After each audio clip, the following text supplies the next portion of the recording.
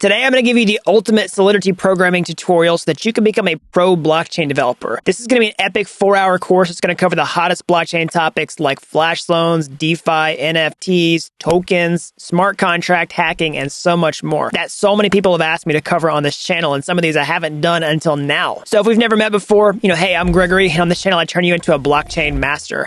And I worked really hard to create this tutorial, 100% free for you. And the only thing that I ask in return is that you smash that like button down below for the YouTube algorithm and subscribe to this channel. That really helps YouTube show this video to more people when you do that, so that more people can learn about blockchain. And if you like this video and got a lot of value out of it and you want to take the next step and land your first blockchain job, then I can show you how to become a pro blockchain master step-by-step start to finish over at dappuniversity.com/bootcamp. So with that being said, let's jump in and get started. All right, so let's jump into this. So let's do a quick introduction to the Solidity programming language before we start, coding out some complex smart contracts. Just as a primer for anybody who's brand new, or in case you want a refresher on exactly what Solidity is and how it works before we get started. So, Solidity is an object-oriented, high-level language for implementing smart contracts. So basically what that means is that, Solidity is the primary language for writing Ethereum smart contracts. It's high level, okay, which means you don't have to do a lot of low-level system interactions, okay, as a developer. It's object-oriented, so smart contracts are basically the building blocks used for blockchain-based applications. They can talk to one another. There's important inheritance. It's also a pretty beginner-friendly language, okay, on the grand scheme of things, right? So if it's similar to Python or JavaScript or C++. So if you're familiar with any of these languages, you're probably going to pick up on a lot of things with Solidity pretty quickly. But if you don't know any programming languages at all, it's relatively beginner friendly, which means that you can pick it up pretty fast on the grand scheme of things. It's also statically typed, which we'll see as we start coding out the smart contracts. It supports inheritance, libraries, all that type of stuff. It's a Turing-complete language, so that it's a fully featured programming language, so that you can write pretty much any app that you want to with smart contracts. Although it doesn't always make sense to write every app as a smart contract, which we'll see. It's definitely a capable programming language. All right, so the best way to learn Solidity and how to create smart contracts is just to jump in and start doing it. And the easiest way to do that is to create your first smart contract step by step and do it all in your browser. So that way we don't have to install anything on our computer to get started and just see how Solidity works. So head on over to remix.ethereum.org. So this is a Solidity IDE, and really what that means is it's a place where you can write code for smart contracts, okay, and store them in folders here, okay? You can edit the code. You can see some contracts inside here already. Here's an example, Solidity smart contract, and then you can compile the smart contracts inside this in-browser IDE, okay? And then you can also deploy them to a blockchain. It's got a fake blockchain in the browser, okay? If you want to, you can add your MetaMask wallet and deploy the smart contracts to a real live blockchain. So it's a fully featured IDE all in your browser that's going to make it really fast to start coding without having to install anything on your computer. So we'll do this for now just so you can see how it works, and then we'll move over to our development environment so that we can actually do things like test the smart contracts and add them to source control like you'd want to do if you were developing out real projects. But this will be a great way to get started. I use Remix all the time. I use the right tool for the job when it's appropriate. So go ahead and head on over to remix.ethereum.org. Let's create our first smart contract here, okay? And we're just going to do this plus icon, and actually not this one, sorry. We're going to do this right here. I get confused with the Remix interface sometimes, this is kind of ambiguous, but this is what you want. So click this, all right? Actually do it inside the contracts tab. There you go. And then we'll call this counter, capital C, OUNTER.SOL. So the convention for Solidity smart contracts is that you capitalize the file name because that's the smart contract name. You want to use the exact same name in the file as you do the smart contract, and then .sol is the file extension for the Solidity smart contract. So inside of here is where we're going to create our first smart contract. So we'll do that like this. We'll just start off with some basic code, all right? We're going to start off with declaring the Solidity programming language version. We're going to use the latest version of Solidity for this tutorial. So we'll say pragma Solidity. Okay, that's how you tell the compiler which version to use. And then for now, we're just going to say use any version greater than 0.8.0, which is the latest major release for Solidity. You can see the documentation here. It's on 0.8.15. Okay. We're just going to say any version greater than 0.8.0, which is fine for tutorial purposes. When you're doing production smart contracts, I recommend locking the Solidity version at the latest version. But this will work for now. So we can create our first contract like this. Let me go and bump up the font here. That's probably not the best way. Let's just do it like this. Like this. There we go. Awesome. And we'll say counter. So contract, capital C, counter. And then we'll use the curly braces like this. Okay. So that's how you create the smart contract. You use the contract keyword. You give it the contract name, capital C, counter, just like I did with the file name here. And then inside these curly braces, okay, this is where all your code is going to go. Okay, so anything you do for the smart contract is going to go inside of here, and anything else is outside the smart contract's scope.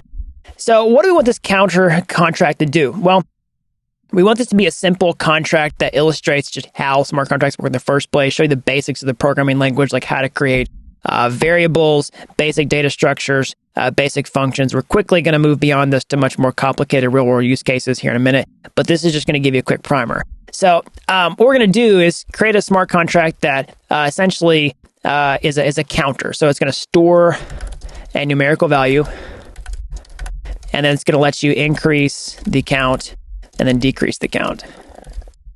Okay, and then also we'll say store a name and set name. Okay, so really, this is supposed to illustrate how CRUD works with smart contracts. So if you're a programmer already, you'll understand this. If you're not, basically CRUD stands for create, read, update, delete.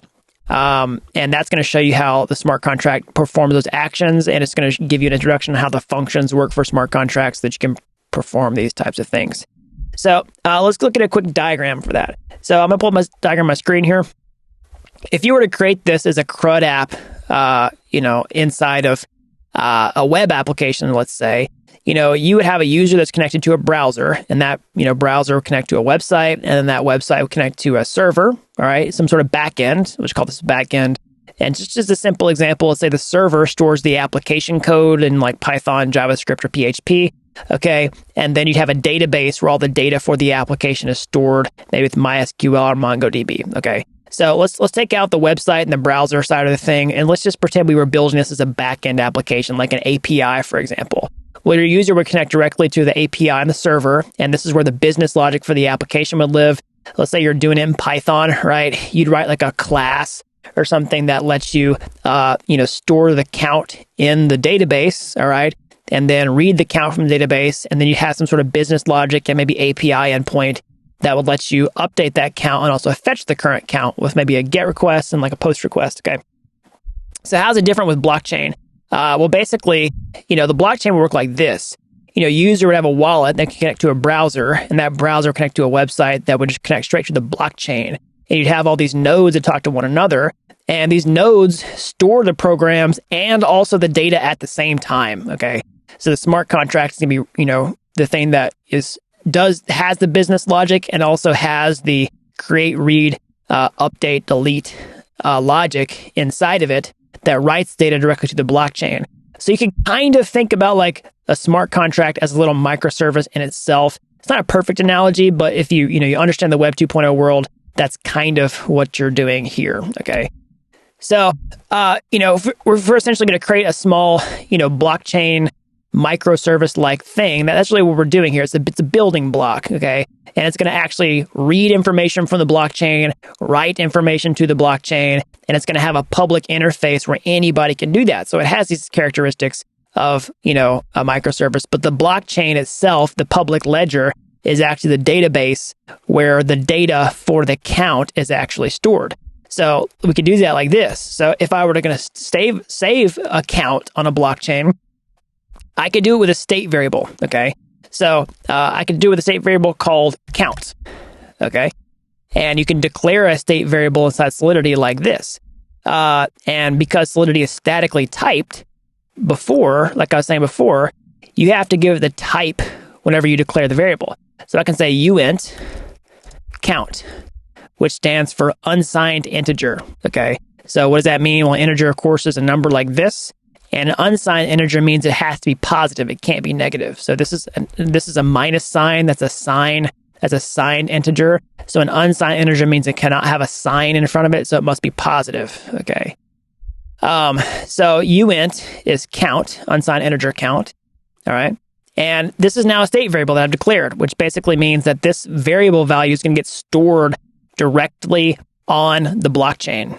Okay. So whenever I read this information from the blockchain, it's going to actually, whenever I read this variable value, it's actually going to read the information from the blockchain like a database. Okay. So I could initialize this variable and say the count is 1. All right. Now, if I were to put the smart contract on the network, it would store this unsigned integer count 1. All right. And if I were to read it out, it would show me that the count is 1. So I can read the value, right, from the chain like this. I could just say uint public count equals 1, and it'll actually store that on chain. Okay. So I can show you this. Like I can go to compile here, compile counter. All right. And then I can go here and deploy it. All right. That's the compilation step. Click compile. All right. It'll compile the code down. And then if I go to this is deploy. I'm just going to click remix London. So, okay, this is basically just the fake blockchain that's in our browser, JavaScript based blockchain that's going to let us deploy. Okay. You can see it's got an account here with 100 fake ether in it. We can pay the gas fees, the transaction to do the transactions, and we can just click deploy, and then boom, there you go. We can read the count. It's 1. All right, so that's really a simple smart contract. Technically, that is a contract with really simple behavior. All it does is store this value on chain. Now, it's not very useful. Okay, it's not very useful. We want to actually create some functionality to update this count. Okay, so let's do that. And then we'll go through and explain some more of the steps in deploying the contracts here in a second. But that's just a quick example. So what I'm going to do is, so anyways, I just want to show you how state variables work, show you that Solidity is a statically typed language that you have to declare the type before you do the variable name. And whenever I do this public here, that's a modifier. So what that does is it tells Solidity that I want to be able to read this count outside, this variable value outside the smart contract itself. So public basically just means make this public so I can fetch the value later. And the Solidity compiler, what it does, it actually gives me a function called count. Whenever I go here, I can actually click this count and it'll show me what the count is. And if I took this off and redeploy the contract, right, and just let's do it again, compile and deploy. Like, see, this contract doesn't have a count function available, right? So it's useless for me to just store this value on chain and not be able to read it later. Okay. So, I'll show you another type of variable value. So we can do multiple data types. So we could say string public name, and we could call this, let's just say here, we'll call it my counter. Let's make these double quotes. So string is just a group of characters inside of quotation marks here. All right. And we can say string public name, and then string public count, my count. Okay. You can do all different types of data types in Solidity. You can use arrays, you can do mappings, which we'll see later. All right, we can do compile and then deploy, and you can read it. All right, here's the name, right? My name, and then count is 1. Okay. So again, these are just values that are stored on the blockchain. We give it a name, we give it data type, and we say public, which lets us read it outside the smart contract later. All right. So now I want to talk about the constructor function with smart contracts, which is the function that gets called whenever you put smart contracts on the blockchain. All right. So constructor function is run once and only once. Okay. And it's what lets you initialize smart contract with certain values. All right. So we can do a constructor like this with a keyword constructor. All right. And then just give it a function that looks like this. All right. And inside of here, we could initialize these values. So instead of setting my name in line here, we could just say name equals my counter. All right, and we could say count equals 1. Okay, so the constructor function is a special function with a keyword constructor that's run once and only once whenever we put the smart contract on the blockchain. So I could do that like this, click compile, and then I could go here and then click deploy. I can see the count name. All right. And then let's see here. We can also do arguments inside the constructor. So this is how you do arguments inside of a function. We can pass these in upon deployment and just say, instead of hard coding what the values are going to be, we could let the deployer set the values like this. We can say string memory name and then uint initial count. All right. And then we just do like this. And then count is initial count. All right. And so what this is going to do is let us pass these in whenever we deploy the contract to the blockchain. So let's just kill this and go here, click compile, deploy. And let's see here, you see this deploy function. Okay, this is what's going to run the constructor function. And you can see that it already has populated the constructor arguments. So if you click this drop down, it's going to show you each thing that you can pass in. So we can call this, foobar. Okay, initial count is 5 or something. Click transact, and then you can see deployment here, and we can read count is 5 and name is foobar. Okay, so that's how a constructor function works. You can give it arbitrary arguments that you can pass in. And one thing I'll note here is that I'm using underscores for my function arguments. That's just a convention that I use. You don't have to do that in Solidity. There's nothing special about this in the programming language, but sometimes I'll name, variables the same. And these local variables, we don't want to have naming conflicts with the state variables, okay? And so I'll use underscores just to differentiate those. Some people don't like that convention. I do like it. I just stick with it. So, I think I'll say about variable scope inside Solidity is that public variables, not public variables, state variables, you can read anywhere inside the smart contract. But local variables, you can only read inside the function names themselves or inside the functions themselves. So if I created a new function down here, which we'll see in a minute, I couldn't access this name value. And I cannot access this name value. I couldn't say name equals, name. It wouldn't know what that is. You can only read local variables inside the functions themselves. Okay. So let's go ahead and create another function. All right. To show you how it works. Okay. Let's use a function to increment the count. Okay. It's a function increment. All right. Let's see here. And they'll say like this. All right. That's how you create a new function in Solidity. You just give it the function keyword, and then you give it the function name, and you add the the parentheses here and the curly braces. Okay. Any arguments for the function will go inside of here, just like the constructor. And then any code that you want for the function will go inside of these curly braces. All right. So what we want to do is basically increment the count. So we're going to take this count and say count equals count plus 1. Literally, that's what increment's going to do. It's just going to take the count and add 1 to it. Okay. So you're reading the count from the state variable, you're adding 1, and then you're updating the value. Okay, so that's increment, just increases count by 1. All right, so we can compile this. All right. We need to do a couple other things, sorry. So after this, we need to do a couple other things. Number one, so we need to make it public. Okay, so that's the visibility of the function. So we set the visibility of variables like this, public. This gives us access to the variable outside the contract.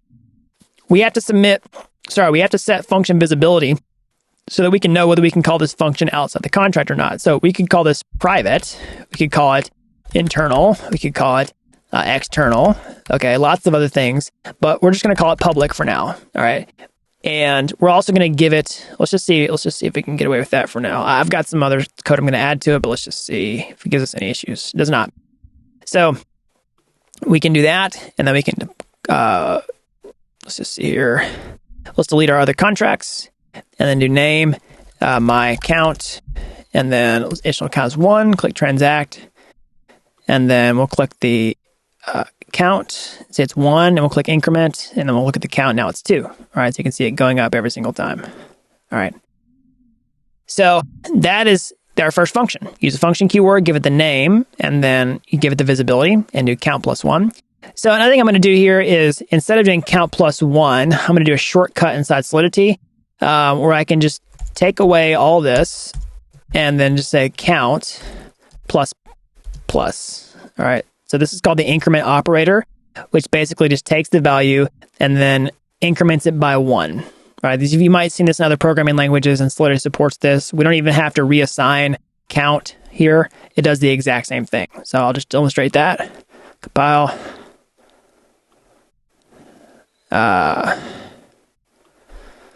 My contract 1, transact, count is 1, increment. All right, so you can see that. So another thing I'll do is add a return value. Okay, so say returns, we can do here, we can do return count. So whenever we get the return value of the function, we can get the new count. Now we have to specify that in our function here. We say returns, and we can say uint new count. All right, and then let's do this. Let's compile. All right, I'm going to say my counter 1, and then count, increment, count. Awesome. Oh, sorry, increment, and then count. Awesome. Okay, so now let me stop and explain this too. So you can see the account here. Like you can see the blockchain that we're connected to. You can see we're connected to this account. Here's all the accounts we've got, and you can see that these accounts have 100 fake ether inside of them. Okay. And you can see that the ether value is going down. So why is that? Well, that's because whenever we are putting smart contracts on the network, we're creating transactions. And anytime you create a transaction on a blockchain, you have to pay a gas fee. Okay, so this gas fee is in some amount of cryptocurrency. And you can see that because we've paid to put smart contracts on the network, our cryptocurrency balance has gone down every single time. That's just because we had to pay a fee to put that contract on the network. That's called a gas fee, and we pay this gas fee every time we do any type of transaction. Now, a quick note about gas fees and transactions is anytime you write information to a blockchain, like you're putting a smart contract on a network, or you are sending cryptocurrency around, or you're calling a smart contract function that actually updates the state, like this increment count, you have to pay a gas fee. But if you're just reading information from the blockchain, like if I click this count and I'm just fetching the count, right? That doesn't cost me anything because reads are free, but writes cost gas. That's because the gas fees help prevent spam on the network. It's not spam to just read information, but if you want to sit here and click this increment button all day long, right, you have to pay a gas fee in order to do that because it's writing information to the chain. But reading information to the chain is free. But if you deploy the smart contract to the network, that's writing new information, and you have to pay a gas fee to do that. That's why you see the account balance going down. Like you can see, this is also 257, and then if I click increment, it's now 574. It went down. Okay. So let's move on to our next function. We are going to do the opposite of increment, which is decrement. So we'll say function decrement. All right, we'll say public returns. We'll just say uint. We'll say new count, just like the other one. And inside of here, we're going to say count, but instead of plus plus, we're going to do minus minus. All right, then we're going to return the count. Okay, and so we can see this here. Compile counter. Let's deploy again. Let's just kill these. Say foobar 1. Okay, and then count is 1, and so increment is count. All right, then decrement count is 1. All right, decrement again, count 0. Now I want to show you something here. We're going to get an error if we click decrement again because the count is currently 0, and because the unsigned integer is public for count. Okay, we're going to click decrement again and then see this error. So you can see VM transaction reverted. Basically, you can't make the count go below 0 because it's an unsigned integer. And remember, you can't have a minus sign, so you can't make it go below 0. That's why we get an error if we try to decrement the count below 0. All right, so let's add a couple more functions just for practice to kind of see how the functions work inside Solidity. Okay, I'm going to create a special function to get the count, just to show you there's multiple ways to do this. Of course, you can create a public state variable here to, read the count just by calling count. But you can also, these are examples of explicit functions that write to the blockchain. Let's create some functions that explicitly read from the blockchain. We can say a function get count. All right, it's a public view, so returns uint. All right, so what is this? Well, basically get count is going to let us, we can't use count because that would be a naming conflict with this function here, but we can just say get count is a new function that we defined. It would say public, and view is basically just means a function that's going to read information from the blockchain and it's not going to modify the state at all. So it knows you're not going to pay a gas fee in order to do it. And we compile it and deploy the contract over here in Remix. It's going to be blue. It's not going to be orange like these other ones. You can see these are semantically colored. The orange ones you have to pay gas fees for, and the blue ones you don't have to pay gas fees for because they just read. So view is going to just be a read function, read-only function, doesn't modify state, and it's going to return an unsigned integer, which is just the current count. So we can just say return count. Pretty simple. All right. So the next one we want to do is create one that returns a name. So we say function get name. All right, public view returns, and this was kind of funny. So we say string memory. We'll say current name.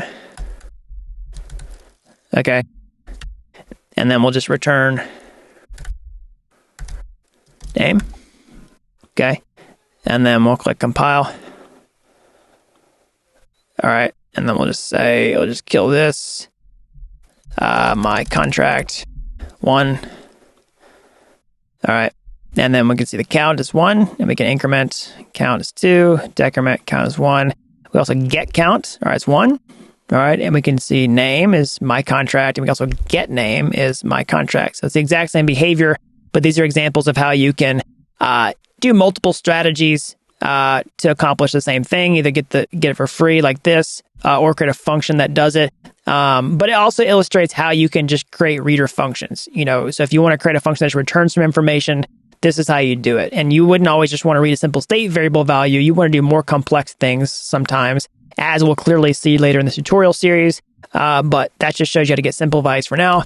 And the last thing we'll do is just show you how to create another function that updates the state that accepts arbitrary arguments. Okay, so right now this is just calling increment and decrement, and it just has custom behavior to increase and decrease the count. But let's create a function that sets the name. So a function that actually writes new information to the blockchain that accepts arguments. That's not a constructor function. So we'll just say function set name. Okay, and then like this. Okay, so we'll say public. Okay, so let's actually just update this name here, and we'll say name equals new name, and we'll pass in the new name as a function argument. So we'll say string memory new name. Okay, and we'll say public returns string memory current name.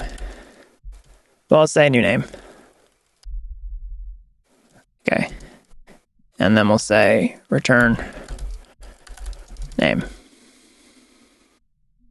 All right. And then we'll say compile. And also the code for all this is down in the description below if you want to find out about any of that. Compile. Let's go here. All right, let's kill this. And we'll say, string my contract count is 1, click transact. We'll go here. And let's say this set name.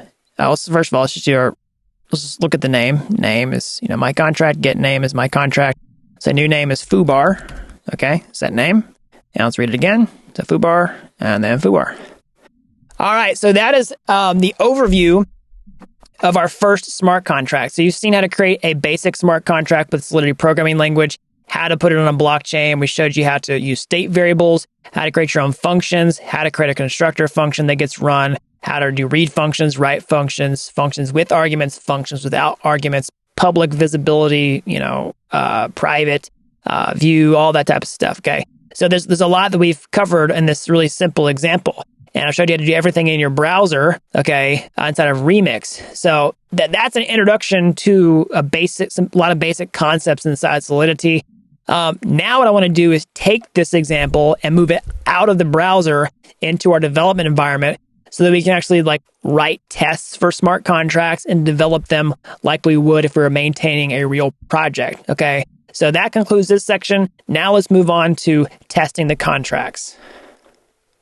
All right, so now let's start developing smart contracts on our computer. So we're going to use the Hard Hat Smart Contract Development Framework in order to do this, okay? So Hard Hat is a framework. Essentially what a framework is just a set of tools that lets you create smart contracts that saves you time where you're doing routine tasks where you don't have to write all the code to do it, okay? You can do things like write tests for smart contracts, okay, which we're going to do here in a second.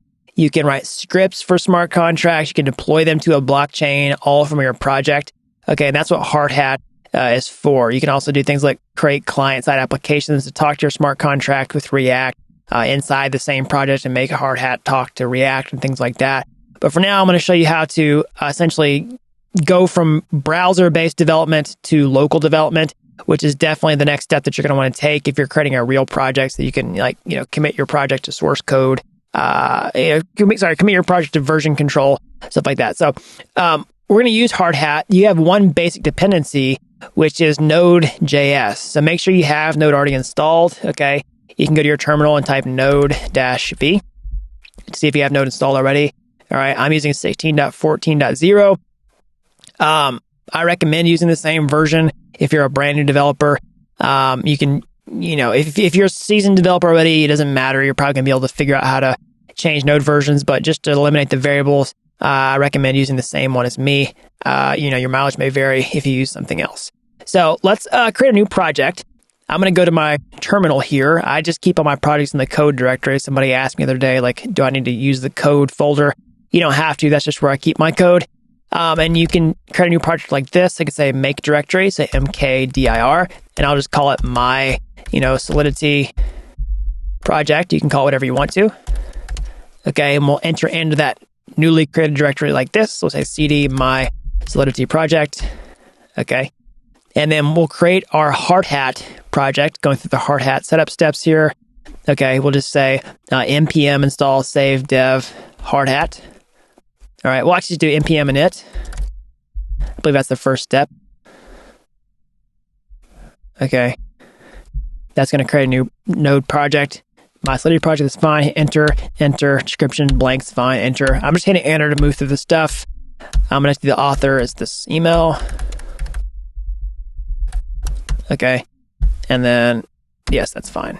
So now we want to follow the Hard Hat instructions, which are, you need a package.json file in order to save the dependencies. So we'll say npm install -- save dev Hard Hat. Okay, and then that's going to install the node packages on our computer here inside our node modules directory. All right, so that's done. That's going to put all the Hard Hat dependencies inside of there. Okay, and now we can start creating a new Hard Hat project like this. We can do npx Hard Hat. Okay, so what this does, npx is essentially a command that lets you run executables from your node modules directory. So you might see things like npm run, right? That's going to execute things from your globally installed node modules, but npx lets you execute things from your node modules directory, which is in your project is what I mean. And so that makes sure that you're using the Hard Hat version that's specific to this package install. So you can see the startup script here. Do you want to create a new project? I'm just going to do JavaScript. If you're a TypeScript person, you can do that. Click yes. Yes. Do you want to add a get ignore? Yes. I'm just hitting enter. And then do you want to install this sample project dependencies? I'm going to hit yes. I'm just going to enter. Okay.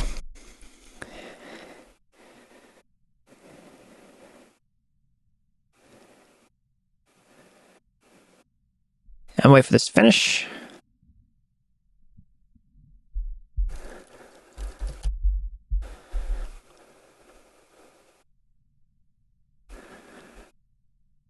All right. So that's done. Okay. All right. So now I'm going to do is go ahead and open up my project in my text editor. I'm going to use Sublime Text. You can use whatever text editor you like. I have this subble command configured on my computer just to open up stuff quickly. You don't necessarily have to do that. You can use whatever text editor you like. But I'm going to show you a quick tour of the Hard Hat project. It comes with a sample smart contract inside of here. You can see this lock smart contract. Okay. You can see some tests inside of here. Here's a test for the lock smart contract. So, tests basically let you just, I'm trying to find tests without using the word test. They let you, they let you demonstrate the behavior of a smart contract and make assertions on that behavior to verify that it works the way that you expect. Okay, so you can see, we'll talk about testing here in a minute, but basically it's automated testing. So everything that we were just sitting here doing in the browser a minute ago, we're sitting here clicking around all this stuff to make sure that the behavior is right. That takes a ton of time. Okay, and so if you were going to go check the smart contract code every single time, you'd have to go do that every time, but you can write code in JavaScript here that just, automates that entire process to make sure that the contract behaves the way that you want it to. So, for example, we can look at the lock smart contract inside of here. Just do npx hard hat test. All right, and it's going to run all the tests in the test folder here, and you'll see that it actually compiles that lock smart contract and then runs through these checks to make sure that it works the way that we expect. And you can see the developers, which we'll do here in a minute, just creates all these test examples, okay? And then says it should do this, it should do this, it should do this, it should do this, okay? So that's how it works. So let's go ahead and start doing that same thing ourselves. We're going to take the contract that we just created and we're going to put it inside of here and we're going to write a test for it, okay? So basically, I'm just going to go into Remix and I'm going to take this, I'm going to copy everything, and I'm just going to go inside this lock here, and I'm going to say new file. And I'm going to call it counter, capital C, counter.sol, okay? And then I'm going to paste in the code from my other counter file, okay? And I'm going to take out this white space here. All right. And then one more thing I'm going to do is I'm going to go to this lock file and see this license identifier here. I'm just going to copy it, and then I'm going to put it at the top of my project like this. Okay, so this is just something that the compiler wants to do. It just wants to see the license identifier, and we're going to call it unlicensed. That's fine. If you don't do that, you're just going to see this warning every time you compile your smart contracts, and it's going to get really annoying. So now we've got the counter inside there. We're going to delete this lock. Okay, just click delete here. We don't need that lock file anymore. All right. And then we're going to go to this lock.js and click delete. All right. Okay. And actually inside the test, we're going to create a new file. And we're going to call it counter, capital OUNTER.sol. Sorry, not counter.sol. Sorry, we're going to do, let's just do it like this. Test counter.js. Okay, now you can see a new file here, counter.js. And this is where we'll write all the tests. Tests go here. All right, so one more thing I want to do before we continue on with this. All right, I want to actually install some more dependencies on our computer. I'm going to go to the final code solution here from the GitHub repository and go to the package.json file, okay? And I'm actually going to just copy the package.json file and then paste it into my project to ensure that we have the same stuff. Okay, so you can see package.json. I'm just going to do this, and then maybe don't call it Solidity tutorial, just call it the same project name. I'll just say my Solidity project. you just use your project name here. And of course, you'd have your own author email here. But I'm just going to make sure this has all the dependencies that I need to write my tests and develop my smart contracts. I'm going to go back here and do npm install again, just to make sure that those dependencies have installed and that they're in my project. Okay, so that's done. And that's going to save us. We don't have to do any more project configuration after that. So now what I want to do is take this counter, okay, and then basically I want to write tests for it. All right, so I want to show you how automated testing works. So testing with Hardhat is going to use the Mocha testing framework and the Chai assertion library. So basically, these are really popular JavaScript frameworks for writing unit tests and integration tests. You can do things besides just blockchain with these, but they come bundled in frameworks like Hardhat and also Truffle. So Mocha is the testing framework, and the Chai is the assertion library.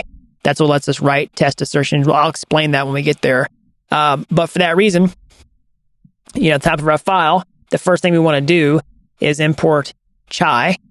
So we'll do require const expect Chai. Okay, so basically Chai is the assertion library. Expect is something that we use to write test matchers. Okay, so I'm going to increase the font here so you can see this. And then we also want to import ethers.js, which is our library that talks to the blockchain. We can import that directly from Hardhat. The Hardhat framework comes with ethers already. We can just take ethers out of it, and so we can use this in the test. So another quick explanation is, the most common way, if you're a JavaScript blockchain developer, that's what I recommend for most people who are getting into the space, tests are typically written in JavaScript. Okay, I mean, you can write tests for smart contracts in Solidity. Okay, but the nice thing about JavaScript is you can simulate client-side interactions. You can use the same code that you would use on your front-end website or in other scripts inside of your tests, okay? So, I mean, if you're a Python developer, you might be writing tests in Python. But the whole point is I'm going to highlight here is we're not writing tests with Solidity. We're writing tests with JavaScript. And so if this is your first introduction to JavaScript, you might encounter some new things here. But, this is where a second programming language comes into play. And Ethers is the library that lets us talk to the blockchain. So if you're creating a blockchain-based website, Ethers is the website that essentially turns your website into a blockchain website. And it's also what lets us connect to an Ethereum node and do things like interact with accounts. Okay, you can see, I'll just pull up the Ethers.js website. So if you want to, you can do some more looking at that here. Okay, so like this will tell you more about Ethers. You'll see what you need to know about Ethers as we go on throughout this tutorial. All right, so inside of our test, we can write the tests inside a describe block, which is something that comes from Mocha. Okay, so we can say describe. So really, it's just a function. Okay, so it's a function that accepts two arguments. The first is just the name of the thing you're describing. So we're going to say counter, and the second is a function. So this function is we're going to pass it in like this. We can use an arrow function in JavaScript. So if you're new to JavaScript, then you can write an anonymous function with arrow script like this, or arrow syntax like this. Okay. And so basically this function that we're passing in is going to contain all the test examples for this counter that we are describing. So counter is the name of the smart contract. Okay. And then inside of the test, we can do this thing called, let's just do this. Let's say describe deployment. Or let's just do this. We'll just say it sets the name. That's going to be one description of what the smart contract does. Is it stores, or we'll say it stores the count. So what you're doing is you're describing the counter and you're saying its behavior. So you say describe and say it. You could say stores the count. All right. And we can say function. And then pass in like the behavior that we expect inside of here. So we can say, basically, we can fetch the count. Inside of here, what we want to do is we basically want to fetch the count and then check the count to make sure it's what we expect. So how do we do that? Well, first, in order to fetch the count, we need to get the contract from the blockchain. Okay. So we can get the contract with Ethers.js like this. We can say Ethers get contract factory. Okay. And then call it counter. All right, so this is basically Ethers.js. We do get contract factory. It's going to fetch the counter for us. It's going to understand how to do that from the hard hat framework because we've already compiled the smart contract and it's got this artifact inside of here. Okay. Well, it will whenever we run the tests. But we can throw it to a variable like this. We can say const counter. Okay. And then we can say we can deploy the contract to the blockchain like this. A counter, counter.deploy. And then say my counter. Then we give it the constructor arguments. So my counter. All right, remember this, the constructor takes 2 arguments. The first one, let's just see here. The first one's going to be the name. The second one's going to be the initial count. Okay. So deploy my counter. And then also the initial count is going to be 1. We can also store this to a variable and say const count. Okay. And then we can check it. And we can say, expect, which is this matcher that we're pulling in from Chai. We can say count to equal 1. All right. That's how we fetch the count and then read it. Now, we need to change this a little bit. Okay. So, JavaScript supports asynchronous actions. Okay, that's one of the reasons we use it to communicate with blockchains in the first place. It's a good programming language to do that. And because blockchains are slow, okay, and blockchains are slow, so it's a perfect marriage of a programming language that supports asynchronous execution, and then also a thing that is slow that needs to be interacted with in terms of asynchronous execution. So we want to use something in JavaScript called the async await pattern, because right now, this is not going to work. Basically, this is just going to return a promise. Okay, I'm going to wait for that promise to resolve. I don't get too far into how promises work right now. It's not meant to be a deep JavaScript tutorial. It's more to show you how to work with smart contracts. But basically, just know you got to do this. We want to wait for this to finish. So we say await ethers get contract factory, and then await counter deploy to store this variable to a variable, because it's not actually going to return the value from the blockchain. It's going to return a promise unless you do this await. And because we're doing await, we have to use an async keyword on this function. So async, all right, because you can't call await unless you're inside of an async function call, which does things one by one rather than, you get the idea. So counter equals await, ethers get contract factory counter, and then count equals await counter, big capital C, which is the contract itself. Once it's deployed, we store that to a variable. This is the actual deployed contract. And I did this wrong. Counter, and then sorry, I don't know what I'm thinking here. And then const count equals await. Let's just see here. Counter.count. Okay, we can fetch the count like this. Expect count to equal 1. Sorry, I typed that wrong a minute ago, but this is what we want. So counter capital C is the ethers contract. Counter lowercase c is the deployed smart contract. Once you've actually deployed to the blockchain, it's a JavaScript version, which we can call the functions on. That's what Ethers.js allows us to do. And then lowercase count is the actual count that we're going to read from the blockchain. We say expect count to equal 1, which is the initial count that we added to the constructor function here.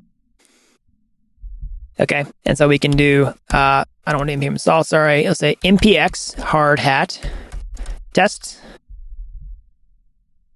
All right. And we can see this passes. Awesome. It stores the count. So we can make this test fail. Expect the count equal to 2. It's going to fail. So it fails. You can see got 1, expected 2. All right. And now we can see that this behavior works. And so that saves us from having to go inside a remix and check the count every single time and recompile the smart contract. It's a bunch of clicks of a button, and we can just write a script that checks this. Okay. So let's make this test better. Let's kind of refactor it. We're going to use this. We're going to actually check for the, we can say it sets the initial count. Okay, and you can also say it sets the initial name. So we could get name here, and then we could say name is name, and then say expect name to equal, my counter. Okay, save this, and then run the test, and see it passes. So it sets the initial count, it sets the initial name, And so that works, but this kind of sucks because we're just repeating ourselves. You can see that we're doing this here and we're doing this here. Okay.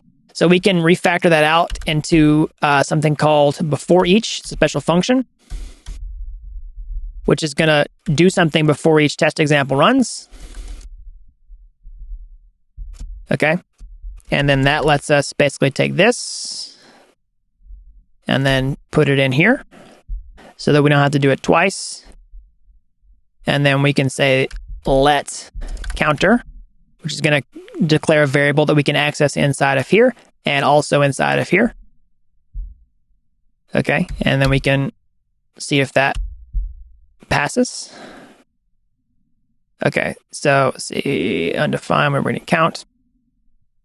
So it can't do, let's do this first. Let's do before each. Let's do this also. Let's say describe deployment. And then let's put this in here. And this is going to do the deployment examples.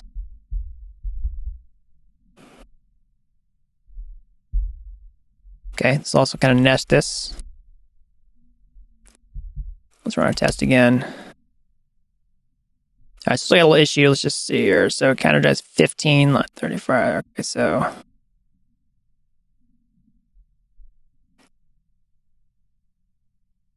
oh, I see. It's because we said let counter and we did const counter here. So let's just say we've declared let here. We don't want to redo a const inside the before each. So let's try that again. All right, now it passes. Awesome. So sets initial count, sets the initial name. And we've added these to a deployment section. So that describes the initial deployment. We can also shorten this instead of keeping them instead of storing it to a variable value. We can literally just make this a one-liner and then put it inside of here. Okay. And say await counter count to equal 1. And then get the function call for the name and then put it inside of a one-liner here. And then on npx hard hat test. And it still passes. Awesome. So now let's say describe counting. Describe counting. This will be the actual counting behavior. And then we'll give it a function here. And then inside of here, we're going to say it. Let me just bump this up down here. Reads the count from the, let's start with increments the count. Increments the count. And we'll say async because we're going to do that pretty much in most of our test examples because we're doing blockchain transactions. So let's show how to write new information to the blockchain and then check. So we can say await counter.count. So let me also just show this with two, tabs here. We can see let's do our Solidity code here. Okay. So we want to test this increment function. Okay, where we can actually check this. We want to call this function to see that it actually increments the count. So we're going to say counter, instead of count, say increment. All right. And then basically we're going to check to see what the new count is. So, we can get the count, like this, right? So we can say let count equals await counter.count. Okay. And then we can say expect count to equal 2, okay? Or we can just say, await counter count equal 2 after we call increment. But what we want to do is actually wait for this transaction to finish. So we're going to say this, let transaction equals await counter increment, and then say await transaction wait. That's how you do it. With ethers inside of hard hat, you want to actually do the transaction and say await transaction wait, and then call counter count, and then look at the new count. So say npx hard hat tests, and then boom, it worked. So it increments the count. So what I want to do now is reset transaction, and then I want to do this in multiple test examples. So I'm going to refactor this and declare the variable out here. I'm going to say transaction equals await counter increment. All right, and then wait transaction wait. And then let's do it again just to see that the counter keeps going up. All right, so let's do increment again. And then say expect await counter count to equal 3. And then let's do it again. Awesome, increments the count. So let's do the decrement function. Okay, so we'll just make this a lot faster. I don't need to belabor every single point in the tests. Let's go ahead and do a decrement function like this. Let's just copy and paste this. Okay, we'll say it decrements count, and then we say transaction await counter decrement, and then it should now equal 0. All right, so let's take this out. All right. Now, I also want to show you how you can test for an exception. So remember I did it before in the console, in Remix, I showed you if we try to decrement the count below 0, it's going to blow up. Because if you start out at 1 and then you call decrement, it goes down to 0. But if you call it again, it's going to throw an exception. And so I'll demonstrate like this. Basically, I'll do the count again, okay, and then just watch the test blow up. So you can see VM error, exception while processing transaction reverted for panic code, arithmetic operation underflow or overflow outside, and unchecked blocks. Basically, that means you tried to make an unsigned integer something that it's not supposed to be, which is less than 0, -1, it's got a sign, it's no longer unsigned, it's no longer valid. So you can actually check for exceptions like this. You can say, take this out. You can say expect, you can say cannot decrement count below 0. And you can say expect await counter decrement to be reverted. Okay, and that's going to expect a revert message inside Solidity. Hold on a second. I don't think it worked properly. Let's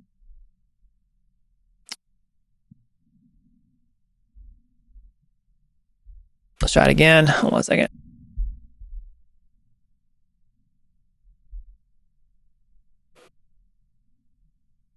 All right, so I need to change this syntax. I need to take this off and then say await expect. All right, that's actually how I want to do it. And let's just try it again. All right, awesome. It passes. So it actually checks for the behavior whenever we increment and decrement. So we'll do a couple more quick tests just to wrap this section up and show you how you can, do tests. Above here we can say, it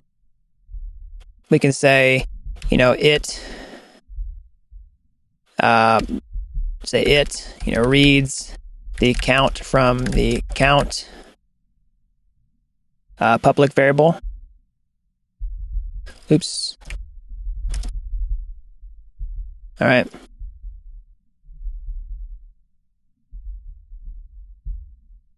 And then we can copy this. We're going to show this. There's multiple ways to read it. All right. So it reads from the count public variable. It reads from the get count function.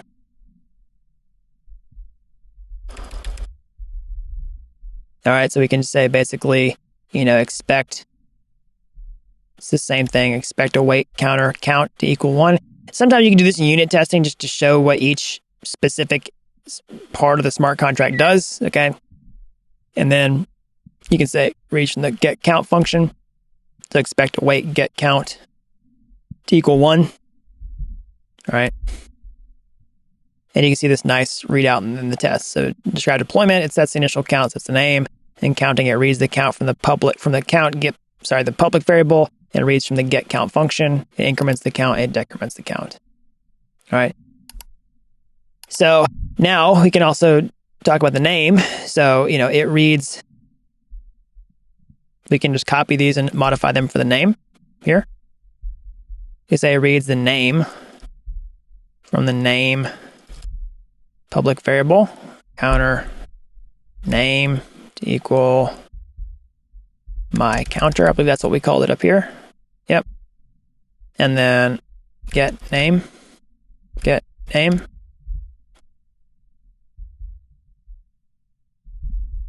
All right. Okay. And then lastly, we can say it updates the name. And we can basically just say transaction equals await counter set name, say new name. And then we can say wait transaction wait expect await counter dot name to equal new name. Save, run a test, and boom, it passes. Awesome.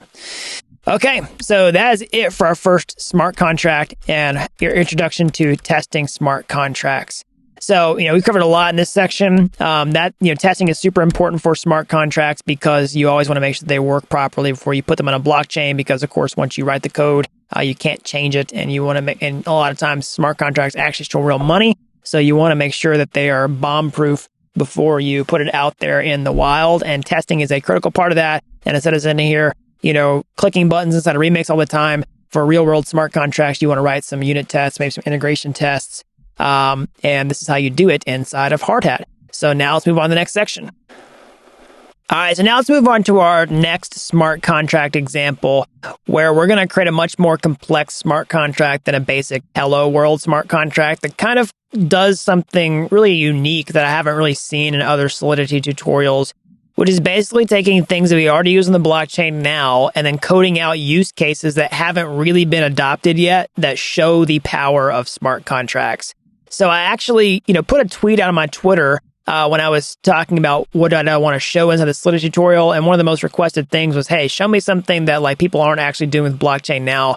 And that's what we're going to do in this. So we're going to code out a smart contract that facilitates a real estate transaction. And we're going to model the real estate, the property in this case, with a non-fungible token or an NFT.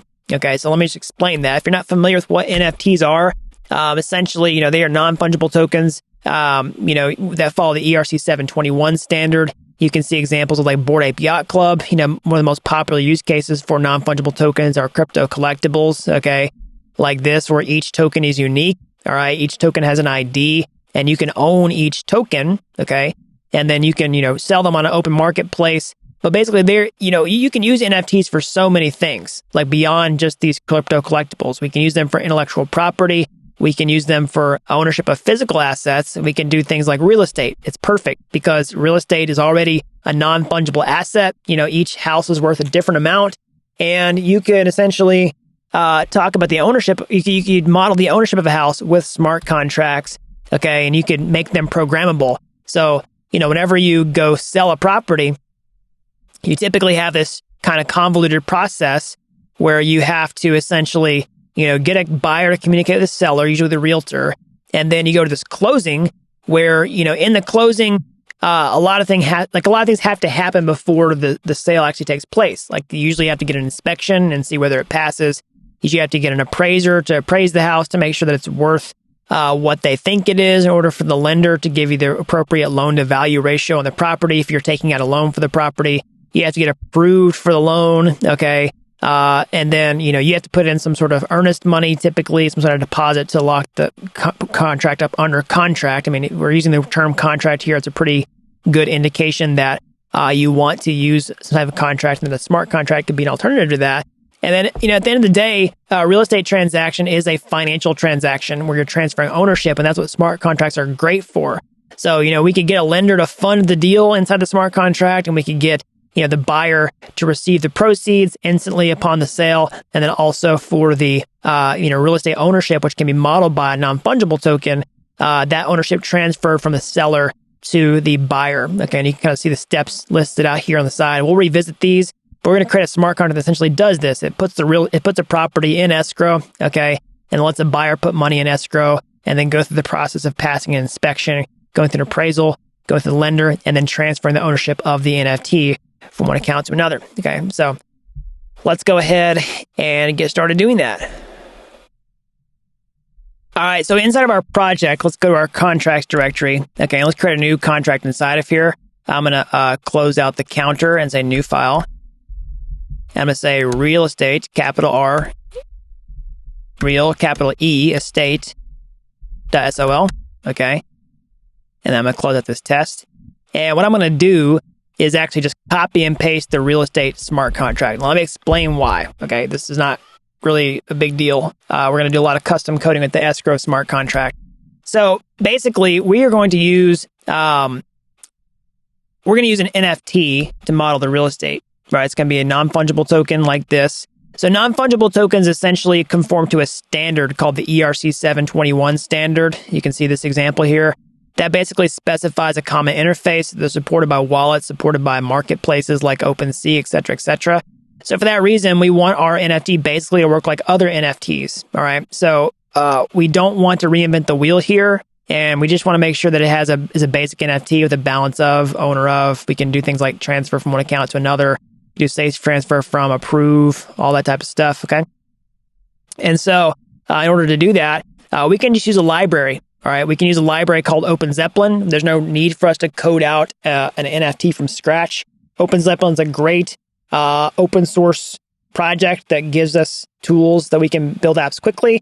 And there's no point in us coding out the NFT from scratch for the sake of this example. So we're just going to take the code from OpenZeppelin to get started. So that's also going to show you how to use libraries inside Solidity, which is a nice thing to know for sure when you're developing smart contracts, because in the real world, you're probably going to be using some libraries for some things. So go ahead and head to the repository for this. There should be a link down in the description below. Go to contracts, go to real estate, all right, and then go ahead and open this up and click raw. And then I'm just going to copy all this, and then I'm going to put it inside real estate, and then we'll see this. This is all the let me just close this out. All right, this is all the library code up here. Yeah, this is also from OpenZeppelin. Like, I didn't write this from scratch. Don't worry. You would never have to write that from scratch. You could import it, right? This is the flattened file. Don't worry about it for now. It just makes it easy to get started. And then here at the bottom, you can see like how we create the real estate contract. Basically, we're using all this library code. We're saying contract real estate, all right, is ERC 721 URI storage. That's just the OpenZeppelin name for a contract that supports, the URI storage like this. This is all boilerplate stuff, okay? And then we're creating a constructor function inside the smart contract. Of course, we saw the constructor function was the function that gets run once and only once whenever we put the contract in the blockchain. And we're creating a token with a name and a symbol. So it's called real estate, all right, with the symbol real. And then we are minting a new NFT with this mint function that we've created here, okay? And that puts this smart contract in the blockchain and puts the metadata on the blockchain as well. Now, let me explain this metadata part, okay? So with NFTs, okay, basically, you have the NFT smart contract, which is really just a smart contract that keeps track of all the NFTs in the collection, who owns the NFTs and how much, okay? And then it facilitates transfers of ownership between NFTs from one account to another. All right. And there's one smart contract that governs all of the items in the collection. You don't have like a separate smart contract for each collectible or house in this case. Okay. So, but the pictures for the NFTs don't live on chain. So if you look at like the Bored Ape Yacht Club, like this picture is not stored on a blockchain. Okay. It's going to be stored in this thing called IPFS. So let me just pull that from my screen here. So IPFS, what is that? It's an interplanetary file system. Okay, this works kind of like a blockchain, but it's not a blockchain. Basically, it's a distributed file system where you can store files across different nodes, and then they're not on a central server.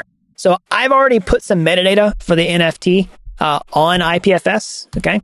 And so you can see the metadata like this. You can just copy and paste this. That's why I wanted to copy and paste from the GitHub so that you can just see this quickly. I don't want to go through all those steps. I just want to focus on the Solidity coding. So we can put in the IPFS. This is our IPFS link here, and you can see this is the metadata. So this is our property. So it's going to be this address, okay? So I can, let me just pull what's up here. You can see the actual property address. Here's the address in New York. You can see this actual listing. It's a penthouse for about $42 million, I believe. All right. So it's pretty healthy budget here. monthly taxes of only low cost of $15,000 a month. Anyways, so, we can say description is luxury MIC penthouse. Like, basically, you could do exactly what you would do on Zillow, right? If you look up the Zillow listing for this, let's actually just look at it. Let me just move this over. Basically, you could do all this type of stuff where you could see all the metadata. So Zillow stores metadata like this. You can see it's got the address, it's got a description, right? It's got images. You could do all this stuff with an NFT, and you could list them all on a website, and then you could have somebody just like go on Zillow and like go through the process of purchasing the real estate like with a MetaMask wallet. And I know it's not like probably the future that we're going to see with blockchain, just like that easy, right? But that's what's possible, right? I'm just kind of showing you a proof of concept for how this would work. So let's continue on with this. Let's look at the rest of the metadata. So there's that. We've got the image, which is in a separate IPFS link. So it's nested. So you have this metadata that has the initial metadata, like the address, the purchase price, number of bedrooms, number of bathrooms, square feet. Okay. And then you can add an image like this for the property. So then you could store it on a website and create your own like Zillow clone, with your NFT like this. All right. One more thing I'll say about this is, with this project, like this mint function, what this does is when you create the NFTs, it starts off with 0 NFTs in the collection, and then it creates it from scratch. That's this mint function does, is it mints a new NFT. And then you can see, like, you add in the token URI and it adds like a new NFT to the collection. So you can also see like an example of this token, like on like how it would look on OpenSea, that you can actually see that it actually works with the metadata. So you can see an example, like here's an example of how this property would look on OpenSea if you were to buy it, like with a Zillow-like experience. So you can see the metadata.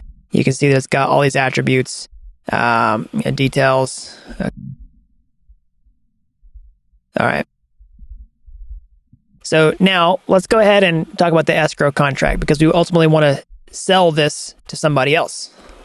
All right, so really quickly, I realized that I accidentally created my real estate contract in the root directory. So let's just move that really fast.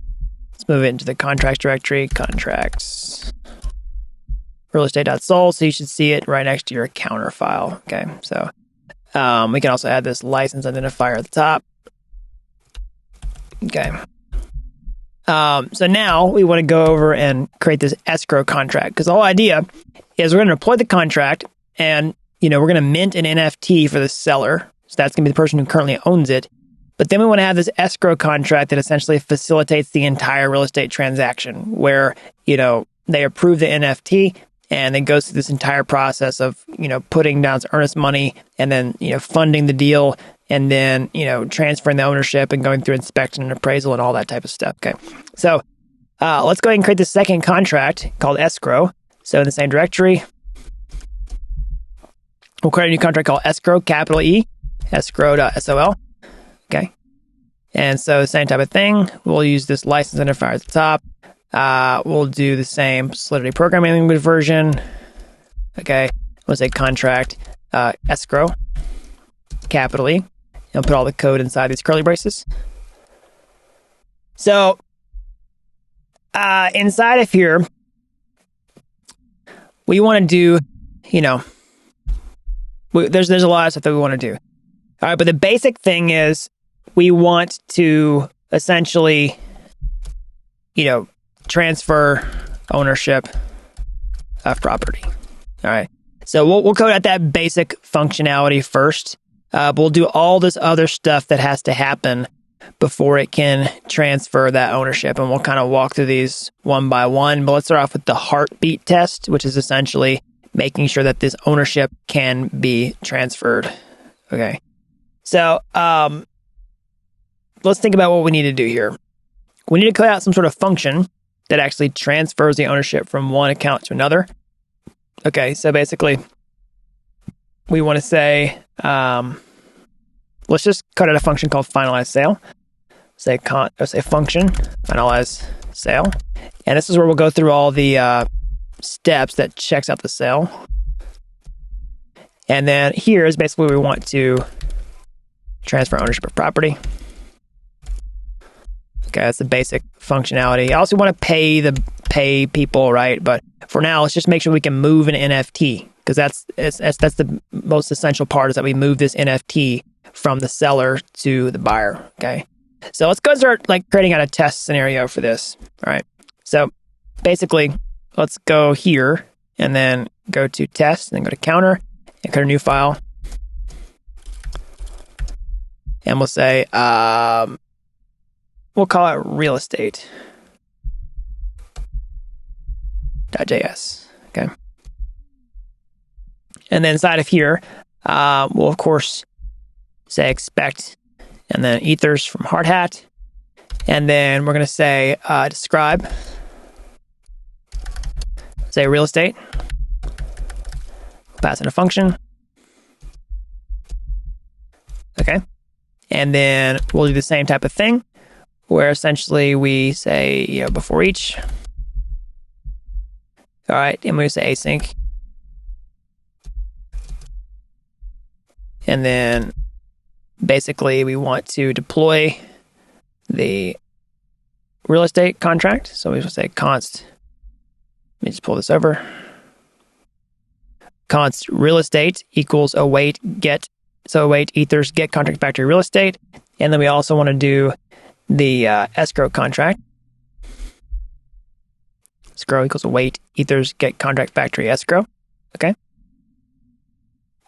And we want to first, deploy the real estate contract. So we can just say, deploy contracts. We can say, load contracts here. Okay. And then we deploy real estate like this. We could say real estate. Oops, sorry. Say, let real estate equals await real estate dot deploy. All right, then we can say let's declare it outside of here so we can read it in other places. So we can say let real estate. All right, and then we also do the same for escrow, and we want to say escrow equals await escrow dot deploy. Okay. And so let's just check the deployment first. So we'll say describe, say deployment. And let's just check that the seller actually has an NFT.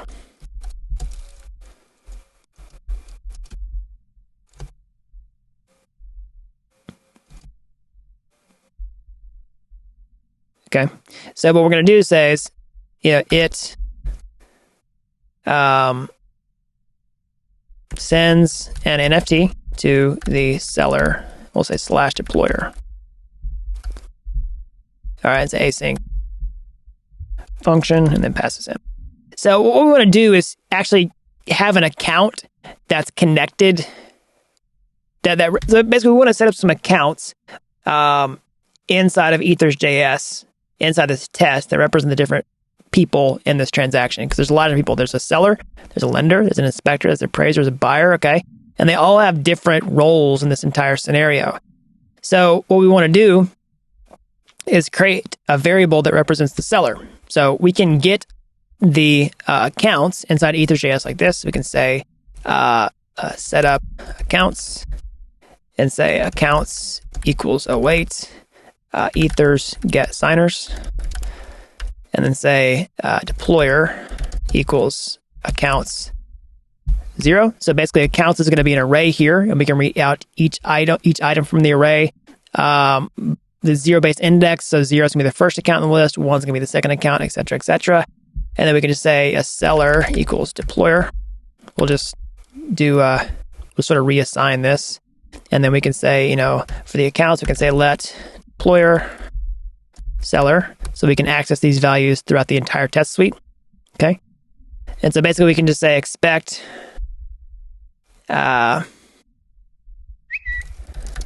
await real estate owner of. So this is a function on an ERC721 token. We can say owner of NFT. Let's check the NFT ID. So we'll say let NFT ID is going to equal 1.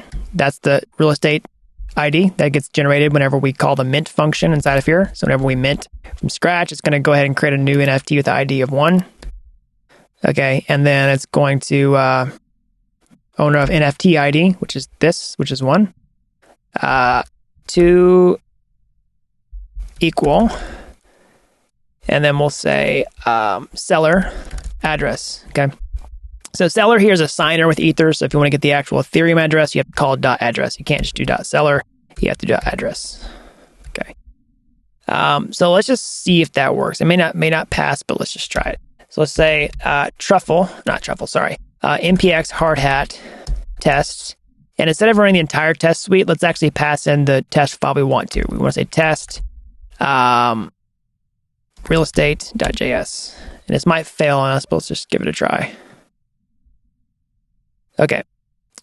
So we have multiple license identifiers. It's in real estate. Let's just take it out. Maybe I did it twice. I think it did it at the bottom of the file with the other contract. So let's just try again here. All right, so we got a new error, which is good. Cannot read properties undefined or equal. Okay, let me just fix that. All right, so I see what my problem is. Basically, I need to change my parentheses. So expect this function call here. Actually, I put the entire thing inside the expect function. So expect this right here, which is supposed to be inside the expect function, and then expect to equal seller address. So let's run that again, see if it passes. Obviously, I did it off camera, but there you go. Boom, it passes. Awesome. So it sends an NFT to the seller. So the seller has the NFT before we do the sale and before we start developing out any type of escrow. So again, we have an escrow contract now. It's technically deployed, but it doesn't do anything. It just has an empty function inside of it. Let's start actually coding it out to facilitate the transfer of the sale. So we need some prerequisites in order to do this. Okay, we're going to create a constructor function that stores some information like the NFT address, okay, and then allows us to actually move the NFT. So basically, we need to do a constructor like this. We'll say, constructor, okay, and then we're going to pass in some arguments here. And the first thing we want to do is track the NFT address and the NFT ID. So we'll say address, NFT address, and then uint, we'll say 256. So I do this for uint sometimes. 256 is the standard. Sometimes I'll write out long ways. So uint and uint 256 are the same thing. Let's say NFT ID. Okay. And then so let's save those in a state variable here. We're going to say address public NFT address, and then uint 256 public NFT ID. All right. And then we'll say NFT address equals NFT address, and then NFT ID equals NFT. All right. So that's going to allow us, we need to update this constructor, this escrow to update that. So we're going to pass in the NFT address, then NFT ID.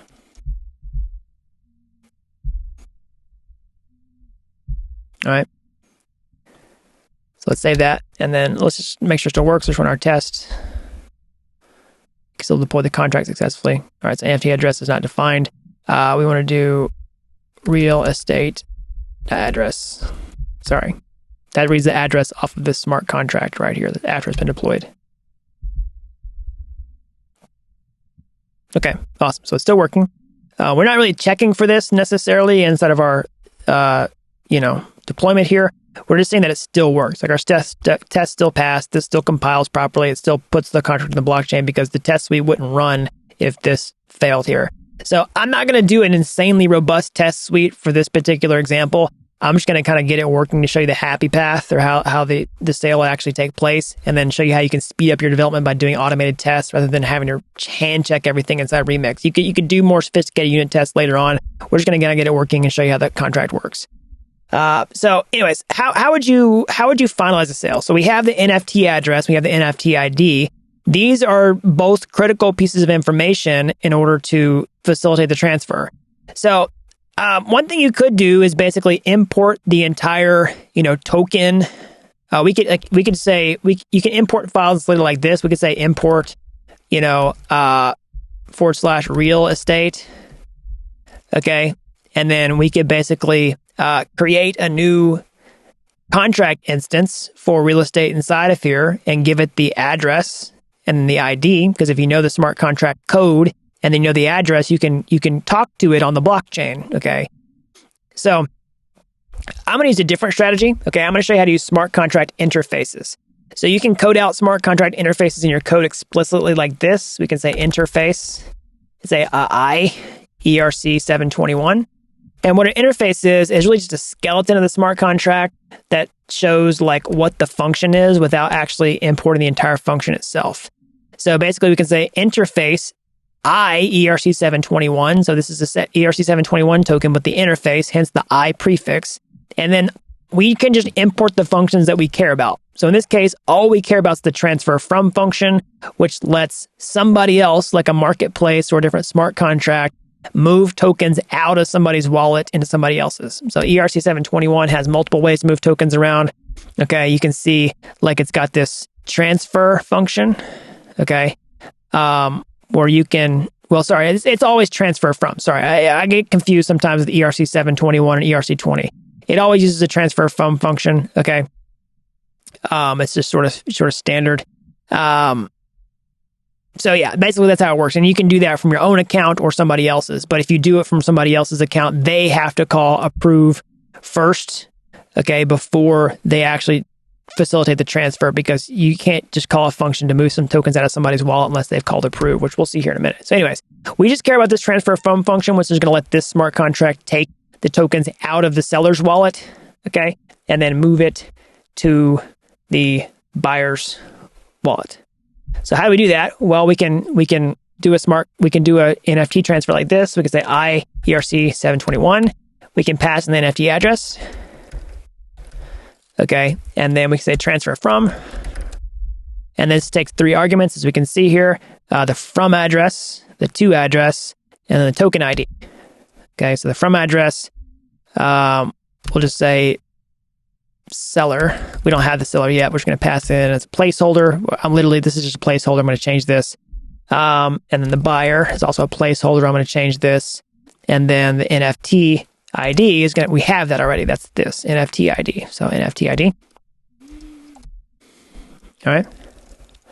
And that'll do the transfer. So that's how we get access to the NFT. We use this interface to say, hey, there's a smart contract out there that has a transfer from function.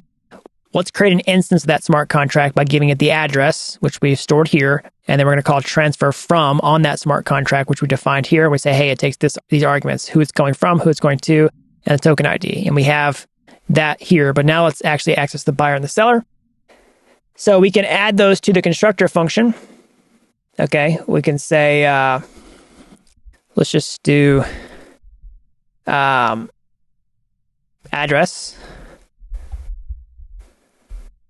And we'll make this payable,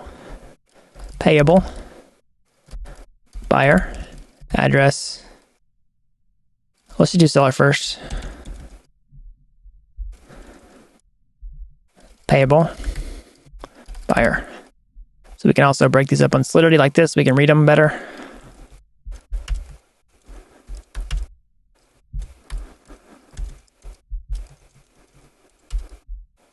All right. And so we can store those here. We can basically say address payable seller and address payable buyer. So address is just an address in Solidity of a user, okay, in this case. And payable means that they can actually receive Ether funds. So Ethereum cryptocurrency or Ether can be sent to this address because it's now payable. All right. So Now we need to set these here. Say seller equals seller. And then buyer equals buyer. Okay, we need to finalize sell. So let's create, we got a seller here. Now we need to create an account for the buyer. We can just say buyer equal to accounts 1. All right, seller and then buyer. And so now what we can do is basically say describe. So instead of this, let's do a new file here, or new block. Say selling real estate. And we can say it executes a successful transaction. And we're going to do several things to check inside of here. But at the end of the day, what we want to do is basically, first we want to check that the seller is the owner before the sale. So we'll do that like this. So, we've got this already. So we'll do it again here. We'll say expects seller to be NFT owner before the sale.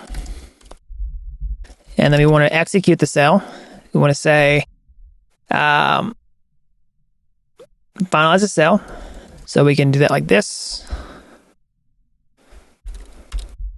Basically, we say transaction equals await escrow, and then we do connect. So basically, this is going to allow us to act as the buyer whenever we connect to the smart contract in JavaScript. So, with our last example, we were just calling everything on the contract, directly, because it was assumed that we were the same address every time. But if we want to specify which address we are, we want to say, use the contract name and then say connect to this Ethers.js signer, which is the buyer in this case, and with the buyer to finalize the sell. Okay. And so we'll do transaction wait. We'll console log the buyer finalizes the sale. Okay. And then now we want to expect that the buyer is the owner of the NFT. Expect that the buyer, NFT owner, let me just change this, owner after the sale. Real estate owner of ID 1 to equal buyer address. Okay. So now I'm going to do this and it's going to fail. I don't know why it's going to fail, but I want to demonstrate it. Let's hope it fails for the right reason. Okay, so there's a compilation error. Let's fix that. That's not the reason I was hoping for. I think I forgot the semicolon here. Yeah, so on line 29, needs a semicolon at the end of every line. Okay, so I forgot to pass in these here. Sorry. Let's fix a couple things. So we need to actually pass in the seller address and then the buyer address. All right. Okay, awesome. Well, let's just see. There's a couple other things that need to go wrong. All right, so I need to update this. I make this mistake all the time when I'm writing tests. Basically, we need to call .address here. We're passing in the actual, actual things.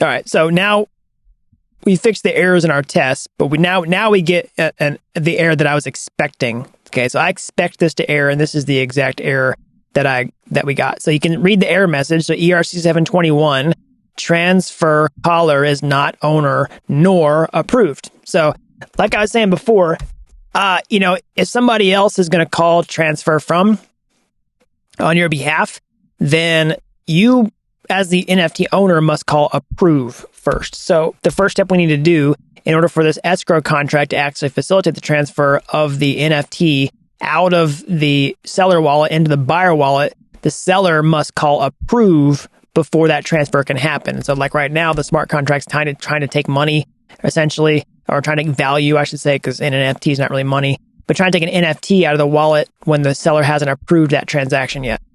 So basically, here in the last step in the before function, okay, before each, we're going to do this. Seller approves the NFT. So we're going to say transaction equals await real estate connect seller. That's the connect that I was showing you a second ago. We want to connect the real estate smart contract, the NFT, as the seller, and we want to approve, call the approve function. We want to approve the escrow address to spend our NFT, which is NFT ID, which I believe should be capitalized here. Let's just do that. NFT ID. And we'll say await transaction wait. And then we can run the test, and hopefully this should pass. Let's just try it again. Boom. Awesome. So it executes a successful transaction. It moves the NFT from one account to another. So that is the core functionality of the entire thing, is moving an NFT from one account to another. Now it's very simple. We don't have all the behavior that we want. Okay. We want to actually add all this stuff where, the buyer has to, fund the deal. The lender has to fund the deal. We have to go through all these inspections. Okay. There's lots of different things we have to do, but that's just the initial functionality. And you can kind of see how I like to develop smart contracts with tests, like get the basics working and then add all the complexity. And you can always save your progress. So if something breaks along the way, you can basically just go fix things one by one. Like you commit this to source code or source control, and then, go back if you had any problems. So let's go ahead and make this contract a little more robust. So let's go ahead and add some other variables. Let's go ahead and build out the constructor function. So what I'm going to do is, instead of just tracking these things that we needed for the initial transfer, let's go ahead and load up the constructor with other stuff. We're going to say purchase price. Let's just add the variables here. Then we'll add them one by one. Okay. So at the top, we're gonna fill these out: NFT address, NFT ID, seller, buyer.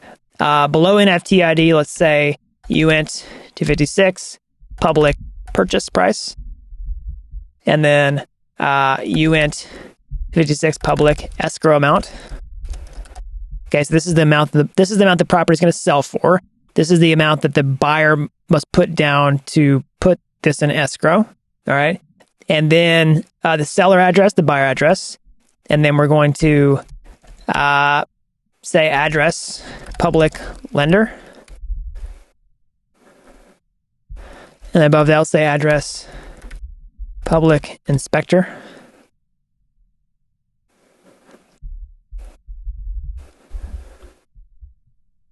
Okay.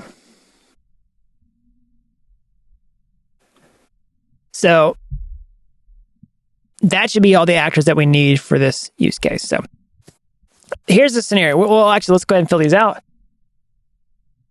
So just below here, we'll say, uint, this uint 256, purchase price, uint 256, escrow amount.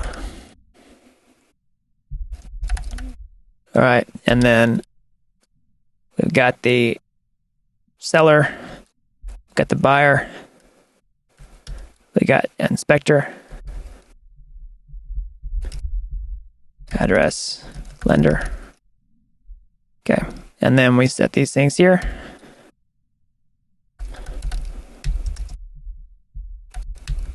And then escrow amount. And then inspector.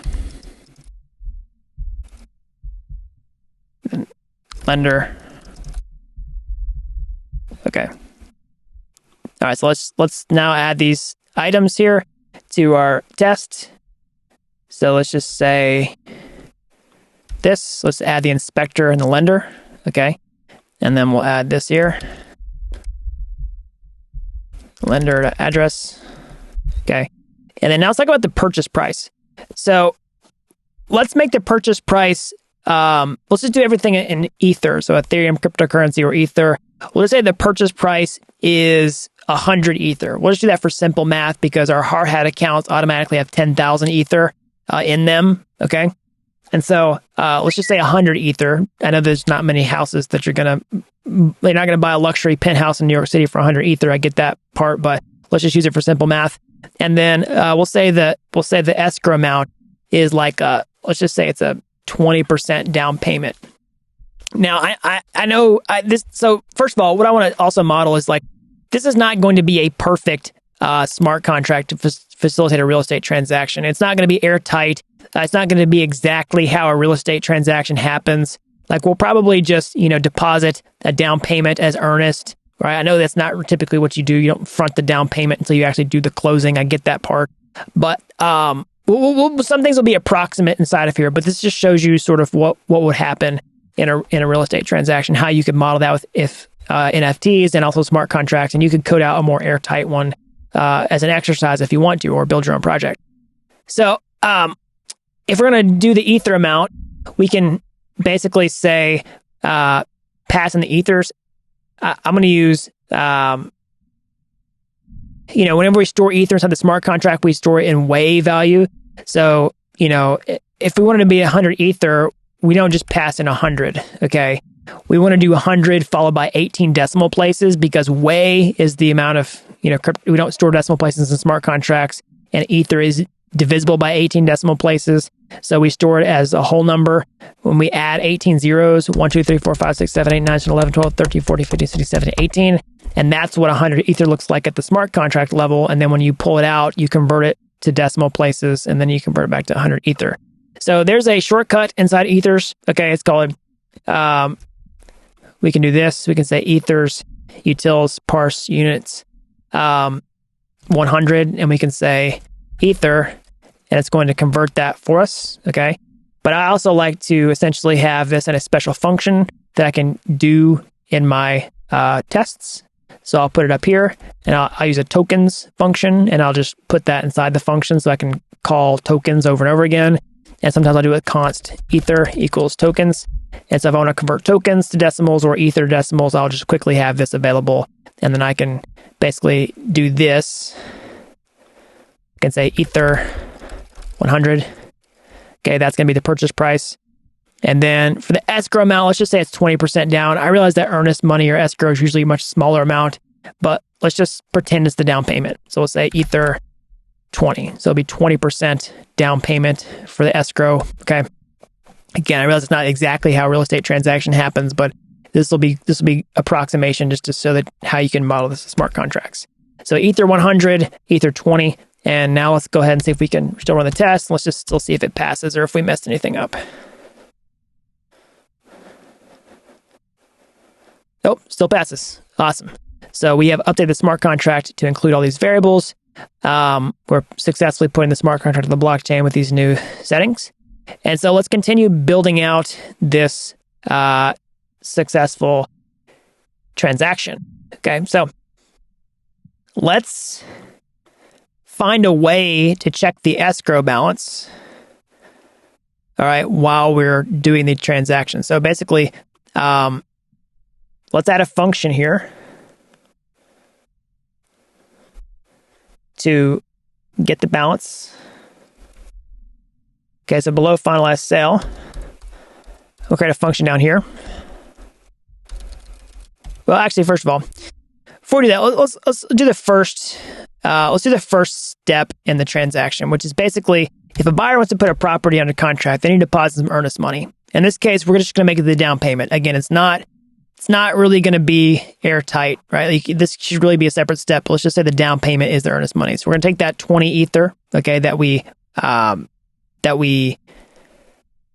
did here, okay, and we're gonna create a function that lets the buyer basically put it under contract by depositing earnest. So essentially, we're going to say function deposit earnest, and we'll say public. And then what we want to do inside of here is basically take the ether, okay, and then save it in the smart contract. So essentially, what the buyer's going to do when they take this down payment, they're going to send ether or Ethereum cryptocurrency to the smart contract, and it's going to stay in escrow. Like, the contract's going to own the cryptocurrency itself. And then whenever the sale takes place, it's going to take those funds and send them to the buyer in addition to the loan that's going to come from the lender later. We're going to add the down payment and add the remaining amount to the contract, and then send all the proceeds that came from two different sources, all right, to the seller. Okay. So you can create a function inside of Solidity that actually lets somebody call the function and send in cryptocurrency at the same time by making the function payable. Okay, so this is a modifier that lets you send in Ethereum cryptocurrency or Ether with this function call, which we'll see in a second, which essentially when they call this function, they're going to call it and then it's going to say, hey, how much Ether do you want to send in? And then we can basically, receive Ether into this smart contract. Okay. And then we can do that like this. And we can also, we can access that value with message value. Okay, so let's just leave it empty for now. Or we can call it deposit earnest. Okay. And then let's run the test like this. Well, let's check something else. Okay, so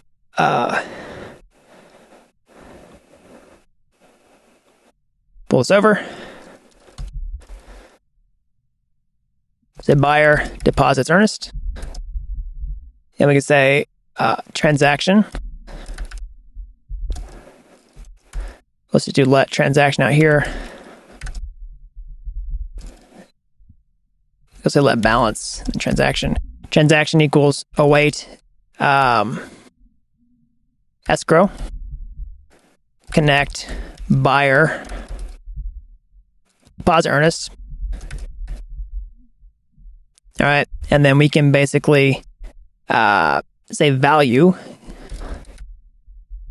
and we want to deposit the earnest amount. So instead of doing an Ether 100 here and Ether 20 here, what we're going to do is actually refactor these and then put them into our test here and say let purchase price equals Ether 100, and then say let escrow amount equals Ether 20. And then we're going to move this out, say purchase price, and then say escrow amount. And then we're going to say escrow amount here. So this calls the function and then uses the value to say how much Ether we're going to send in. So we're going to send in the escrow amount. Okay, we're connected with the buyer. We're different the buyer's account, call the deposit function, and because it's payable, we can send in value, and it's going to send the earnest money to the contract. So let's just see if that passes. All right, so it still works. So let's actually check the balance. Okay, so what we want to do is get the balance like this. Let's create a function that actually gets the balance directly from the smart contract. Let's say function get balance.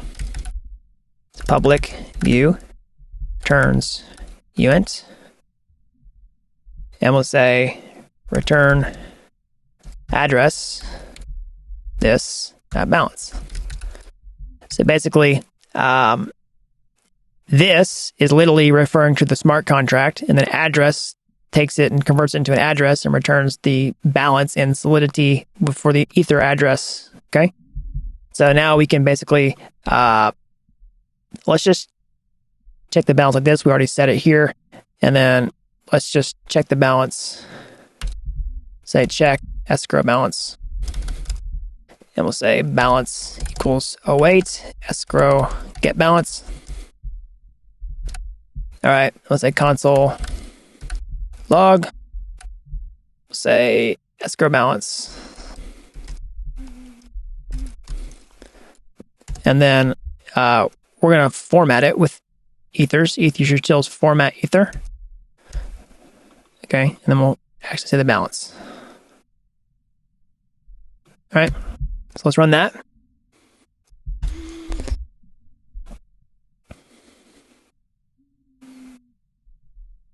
Okay, awesome. So we're just logging the escrow balance, and we can prove that 20 Ether was sent into the smart contract. Okay, so that it worked. We called deposit earnest money, and we sent in 20 Ether, and now we've got it. So I want to add some requirements to this function. Okay, so first of all, I want to make sure that they sent in the right amount. because we don't want them to send in, Ether 10, right? Let's do that because the function will still work, but the balance of the contract will only be 10. We want it to be 20 because that's the escrow amount that we specified in the smart contract constructor. We want to actually satisfy the terms of the contract. So how do we do that? Well, basically we can say require. So require is a special function inside Solidity that must evaluate to true in order for the function to continue execution. All right. So it's a special function in Solidity. And basically you could say like 1 + 1. You say require, whatever's inside of here must return true. And if it returns false, then the function stops executing. But if it requires true, the function keeps going. So you could say, 1 + 1 = 2. That's true. It'll keep working. But if you say 1 + 1 = 45, it's going to fail and the function will stop working.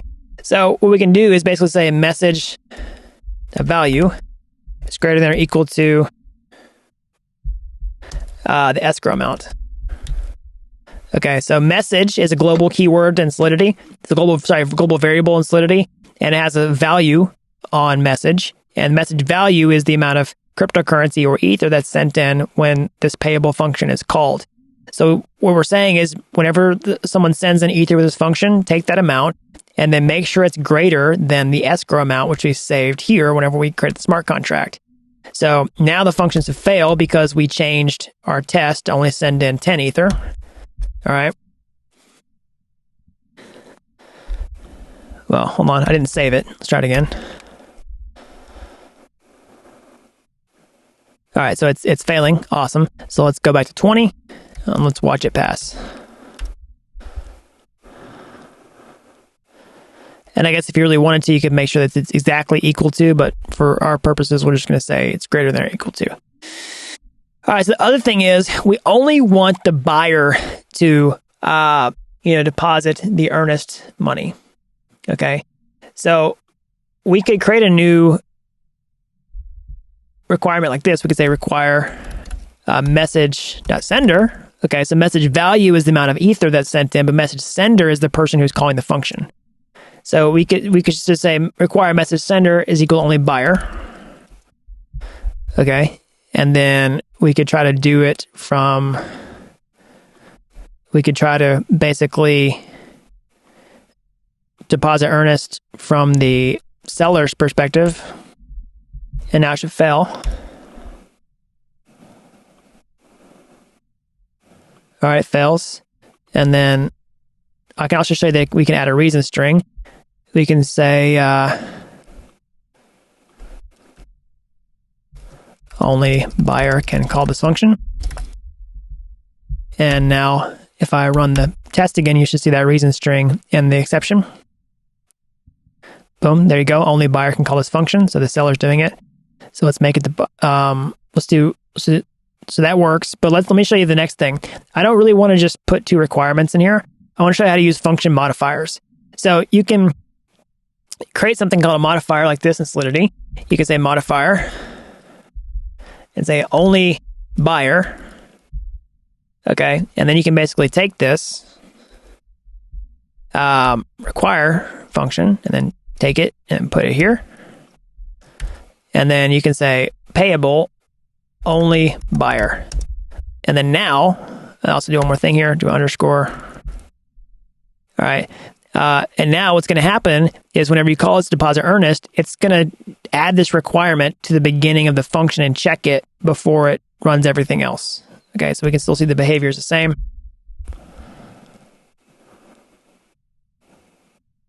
All right, so only buyer can call this function. That's the reason.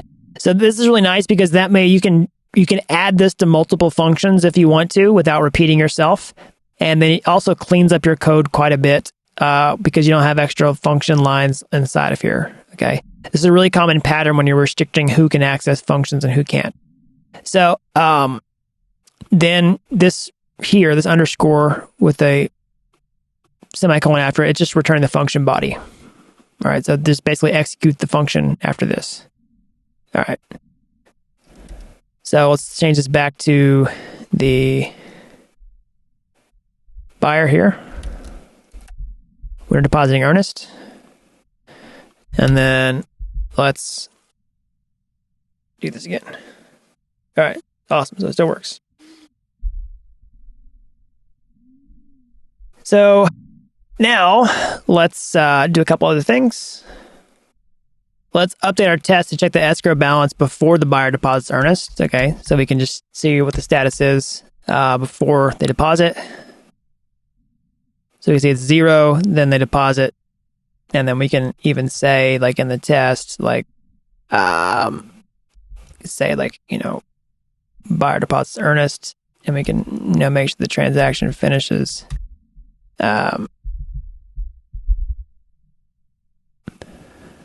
Okay.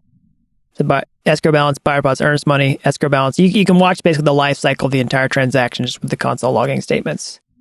Okay, so now let's add the inspector into the equation. So what we want to do is basically go back to our thing here. We want to have an inspector who checks out the property and says, yes, it's good to go or not. Now, I know it's more complicated than this. Like I know an inspector would submit an inspection report, and there could be like a negotiation period if they find that there's something wrong with the property. Let's say that the HVAC need to be replaced, like the air conditioning unit, basically. They might come back and say, okay, well, we're going to, reduce their purchase price by the amount of a new HVAC system, or something like that. You could take this to a great deal of complexity, but I'm just going to make it kind of simple for this example, just to show you how it works. And we're going to just essentially create a way for the inspector to update the inspection status. So we're going to create something in Solidity called a mapping. Okay. And so with this, well, actually, no, we're not going to do a mapping just yet. We're just going to create a variable that tracks the inspection status. So we're going to just right here. Actually, let's move this modifier above the constructor. Okay. And then below this modifier, we're going to create something called inspection passed. And by default, we're say false. So this is going to be a state variable, which default is false. And say bool public inspection pass is false. And so a bool is just a Boolean value, which just means a value that's either true or false. And public's going to give us a function where we can fetch this out. And then inspection passed is going to be the status of the inspection. So let's create a function to update this. All right. Below deposit earnest, we're going to say function update inspection status. Okay, and we're going to pass in bool passed, and then public. And essentially, we're saying inspection pass equals underscore inspection pass. Well, underscore passed. Okay. So that's going to take this value in, and then it's going to store it here. Okay. And then what we're going to do essentially is make only the inspector call it. So we have only buyer, and then we want to say only inspector.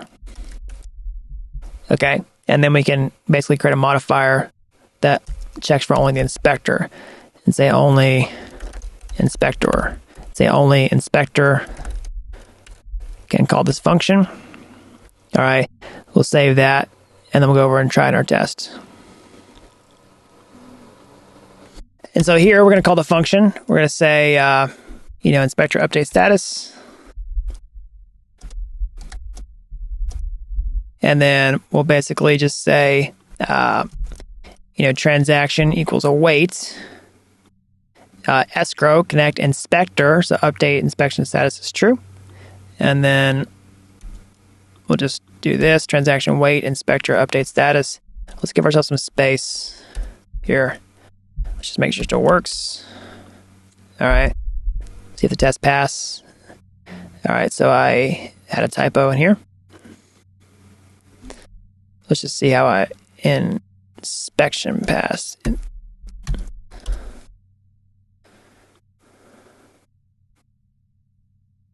Okay. So only inspector can call this function. So I think I may have done the wrong address. So connect inspector, update inspection status. I think I forgot to change this. This should be inspector. All right, so we're seeing things happen in real time here. Okay, awesome, it works. So now let's try to change it, the buyer or something. Demonstrate failure. Okay, and then inspector. Okay, awesome. So now the inspector has the ability to, approve the transaction. So what we want to do essentially is require that the inspection has passed before we finalize the sale and actually transfer the property ownership. Okay, so we're going to say require inspection pass. All right. And then we're going to run the test again. All right, still works. But let's actually take this part out and watch it fail. And we could say must pass inspection.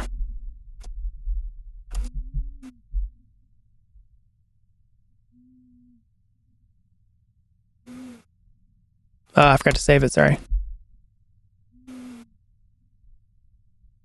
Okay, so must pass inspection, that's why it failed. And then let's make it pass inspection and the test should pass. Again, you could write out more robust unit tests for this that code out really complex scenarios that say, hey, whenever this hasn't happened, check for a failure. But for now, I'm just kind of demonstrating it when I write out the test. So, all right, it has to pass inspection in order to facilitate the transaction. Now let's talk about approving it from the lender's perspective and also the buyer and the seller. So what we want to do is just basically create this thing called a mapping inside Solidity, which is a key value store. Basically, it takes an ID and then which corresponds to the key, and then a value, which is just the value. In this case, we're going to be of true or false. So we'll say mapping, all right, address, and we'll say bool, public approval. So what this is going to do is take an Ethereum address and then store whether the property has been approved or not from this person. So the key is an address and the value is the value here, a Boolean.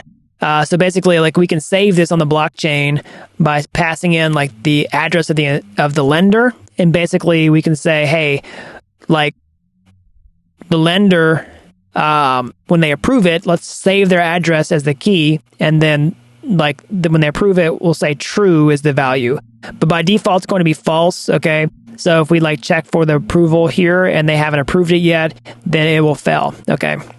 So basically, we can require that each relevant person has approved the transaction and the sale like this, okay? So we can basically say, require approval.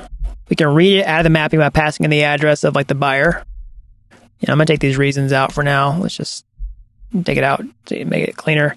You can add this as an exercise. You require approval seller, and then require approval lender. Okay, so let's try to run the function, and it's going to fail because we don't have approval from all those people. All right, and you could just say, we could add reason strings here. By, and then we can just copy these.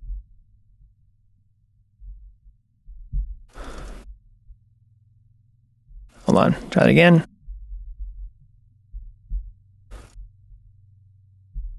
Okay.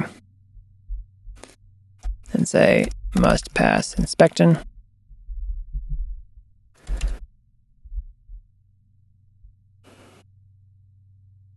All right, so it must be approved by buyer.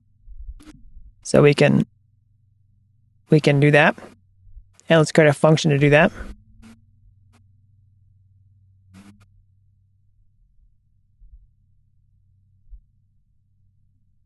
Just below inspection status, let's say function approve sale, public, let's say approval, we'll say message sender equals true. So what it's going to do, it's going to write the mapping with message sender, which is, of course, the address is calling the function, and then assign it true. And then we'll say buyer approves sale. So transaction equals await escrow connect buyer approves sale. So it should fail again, but it should fail with a new error message. Okay, now must be approved by seller. So must have been approved by buyer. We got past that. We can say seller approves sale.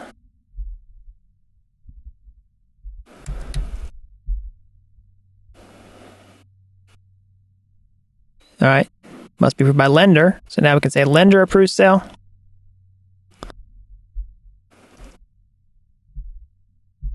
And then do that. Here's lender. I'll just, if you want to pause the video, you can see all those. All right, now that passes. Okay, awesome. So now we have all the appropriate parties approving the sale. Now, what we want to do is make sure that we want to pay, like right now, we're taking the NFT out of the seller's wallet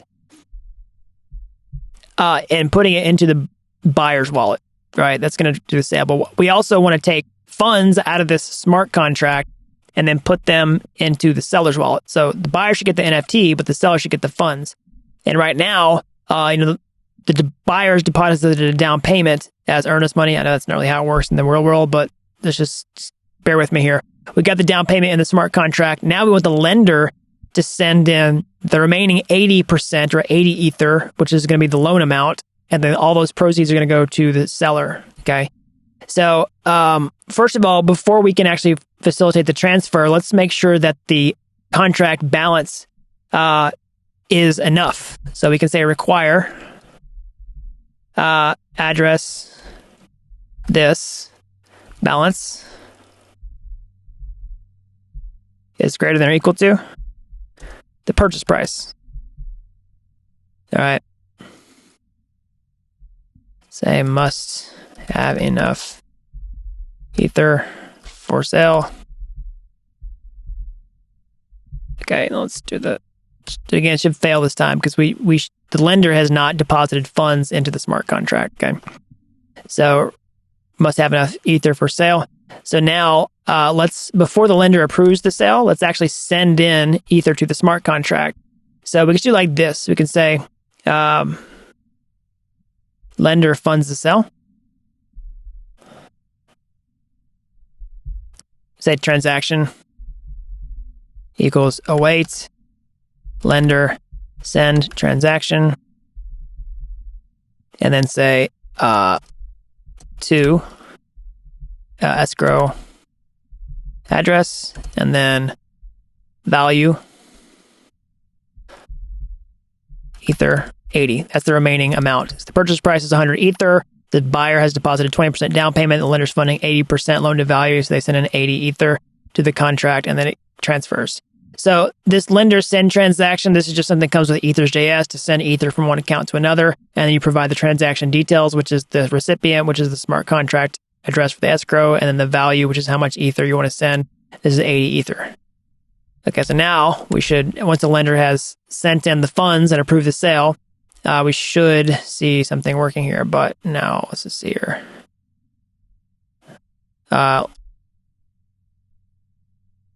Let's just try this again. Hold on.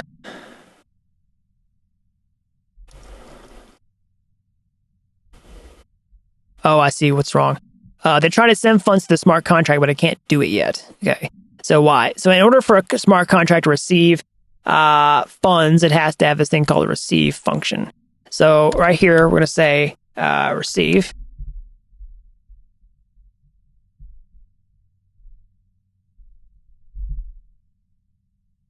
Okay. And then say external payable.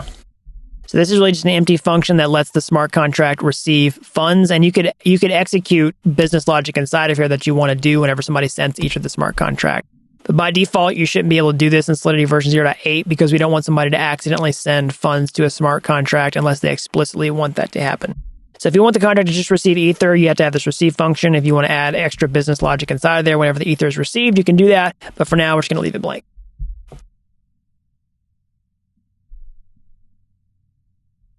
All right, so now it works. Okay, awesome. So it has done that. So now what we want to do is let's just see here.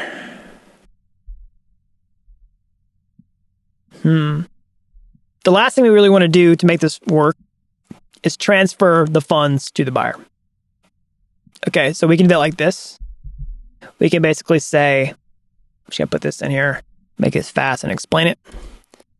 All right, so we're going to say payable seller call. So call just sends a message from this smart contract to the seller.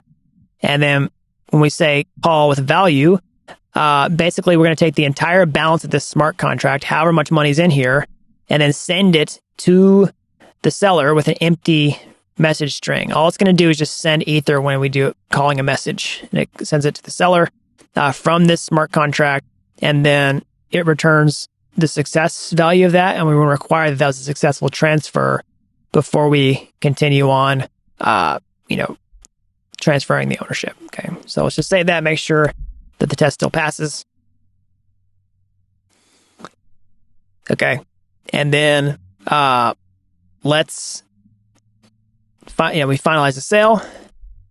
We've expected the buyer to be the NFT owner. Okay, now what we should also do is expect the seller to receive the funds. Okay, so let's just check the seller balance here.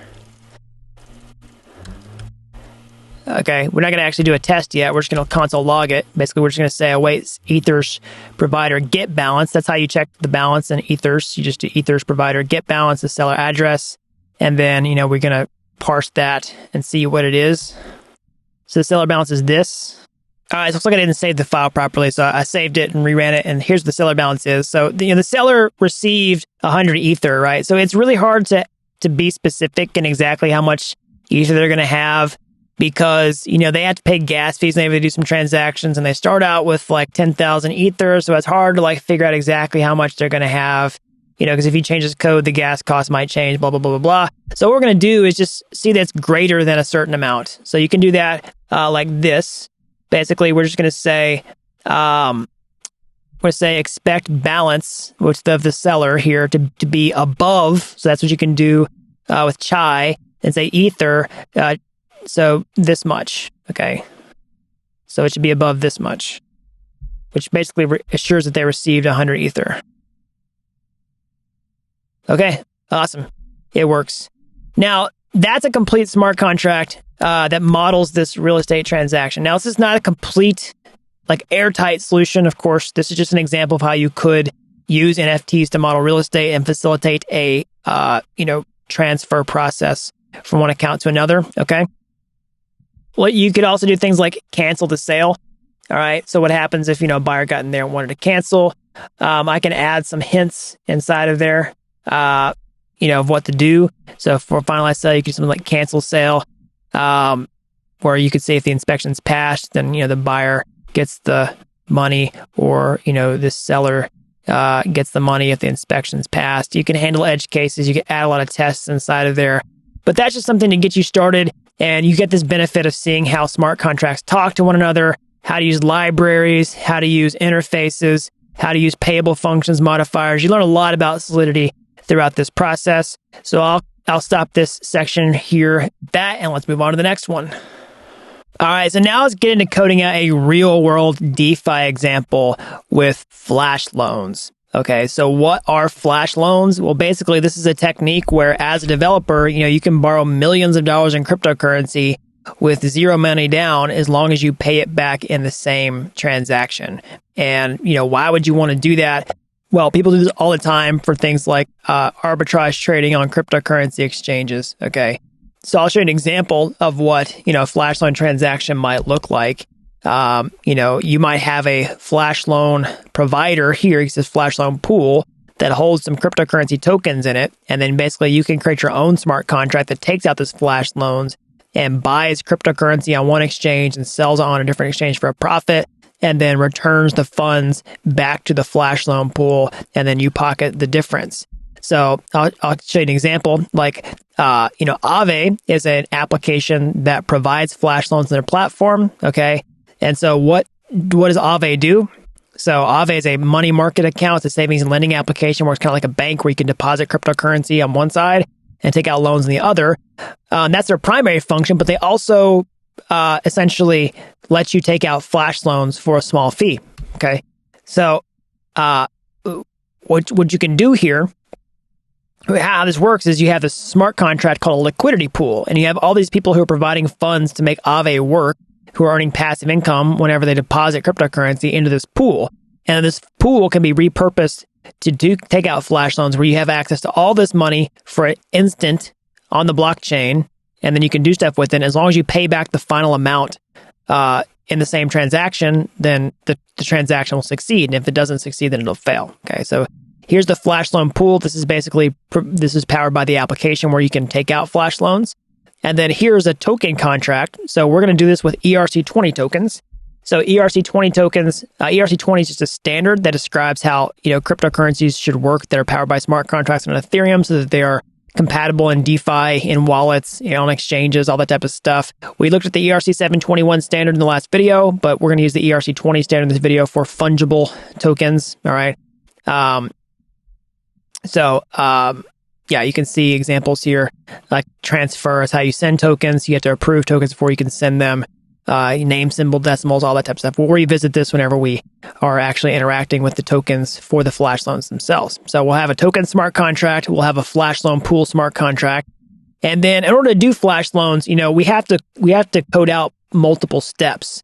All right. And the only way to do a flash loan successfully is to create your own smart contracts that orchestrates the borrowing of the funds and then paying them back, and then also the other stuff that you want to do, because that's a requirement of flash loans, is that you have to pay back in the same transaction. And the only way that you can do that is to create your own custom smart contract with a function call with multiple steps, like step 1, borrow the money. Step 2, do this arbitrage. Step 3, pay the money back to the contract with the tokens. Okay. So, and the developer will have control of this entire smart contract the entire time. So, you can get on Aave and look at how they do flash loans. Like, you can literally just go through their documentation, okay, to see how to code one out for your smart contracts. But for honestly, most people who are getting started, this is going to be a little bit advanced. We cover flash loans in depth inside this flash loan masterclass. So I train about masterclass inside the blockchain bootcamp. If you want to check that out, definitely do that. But I think the best way to get started, just to learn it in and out, is actually to code out a flash loan pool yourself, and then your actual smart contract that can take out flash loans like this, to see how it works before you start adding on the complexity of doing it with their documentation. Because at the end of the day, what you want to have are coding skills as a developer where you can create your own custom strategies. And if you can't do this basic task first, you're probably not going to be able to do real flash loans. So let's actually get a token contract. We're going to code out our own flash loan with a flash loan pool, and then we're going to code out the borrower contract, and then actually do a flash loan on our computer. And you'll see how that works, that you can start coding out these arbitrage strategies or whatever you want to do, like DeFi liquidations, etc., etc. So let's jump in and get started. Let's go into our project here, okay? And let's kind of reset, clear to neutral, and go to the contracts. And we're going to create a new file for the token. So new file, say capital T token.sol. All right, so I don't want to go through and code out a token step by step right now. I think that's the best use of our time. I want to focus on the flash loans. So we're going to go to GitHub, all right? And we are going to look at the Solidity tutorial, go to contracts, and then go to token. And then we're going to click raw. All right, copy this. And we're going to paste in token. So this is a complete ERC20 token, okay? That'll work. It's got all the functions like a transfer, approve, okay? All right. And then next what we're going to do is create a new contract for the flash loan. We'll call this flash loan. That's all. A new file, relative current view. And we'll call this next one flash loan receiver, RECEIVER. your sol. Okay. And so inside of this, we'll copy let's take this out. We'll just copy this stuff. Call this flash loan receiver. Okay. And then do flash loan.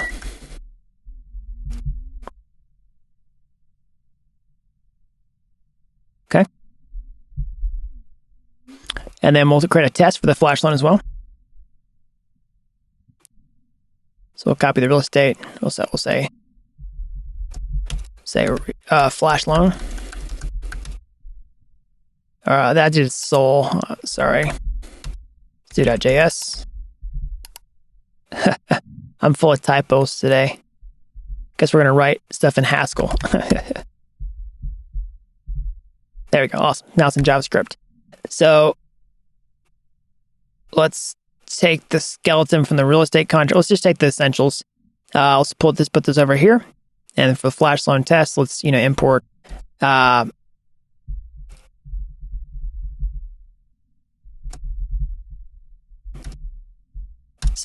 my syntax highlighting. We're going to import expect and ethers. And then we're also going to basically import our helpers that we created in the last section. So definitely go check that out if you haven't already.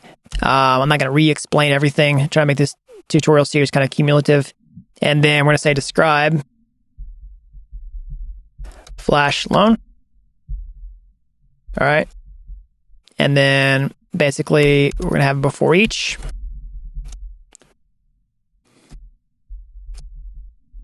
Okay. And then we're going to say describe deployment.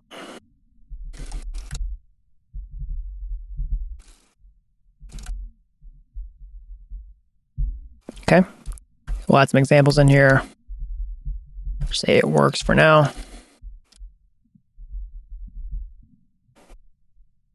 And we'll just say, that's kind of lame, but just say expect true, or say like 1 plus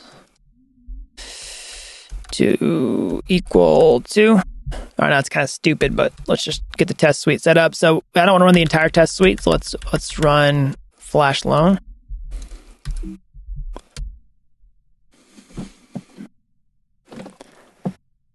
Okay, so not exactly sure why. Just see here.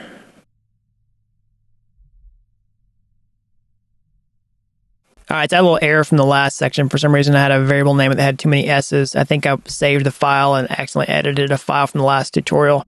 So anyways, going back here, we got the flash loan receiver, the flash loan, we got basic test. Let's run the actual test, npx hard hat test, so test / flash loan.js. Okay. And then, all right, so our tests are passing. There's not really going on, but we have a heartbeat test for the test. So let's deploy the contracts. So we're going to deploy the flash loan contract.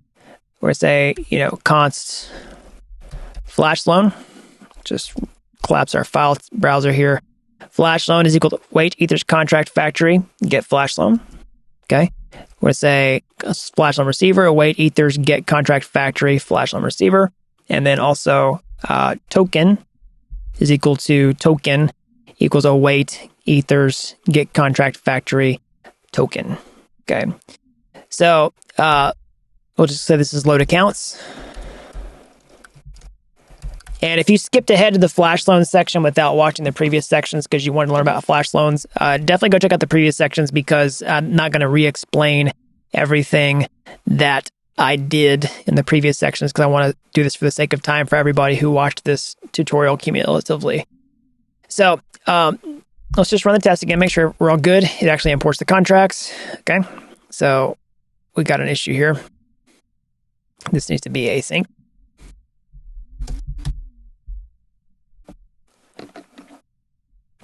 All right, works. And then let's set up the accounts. So we'll say set up accounts. And we want to save the deployer, basically. So accounts equals await ethers get signers, and then deployer is the accounts 0.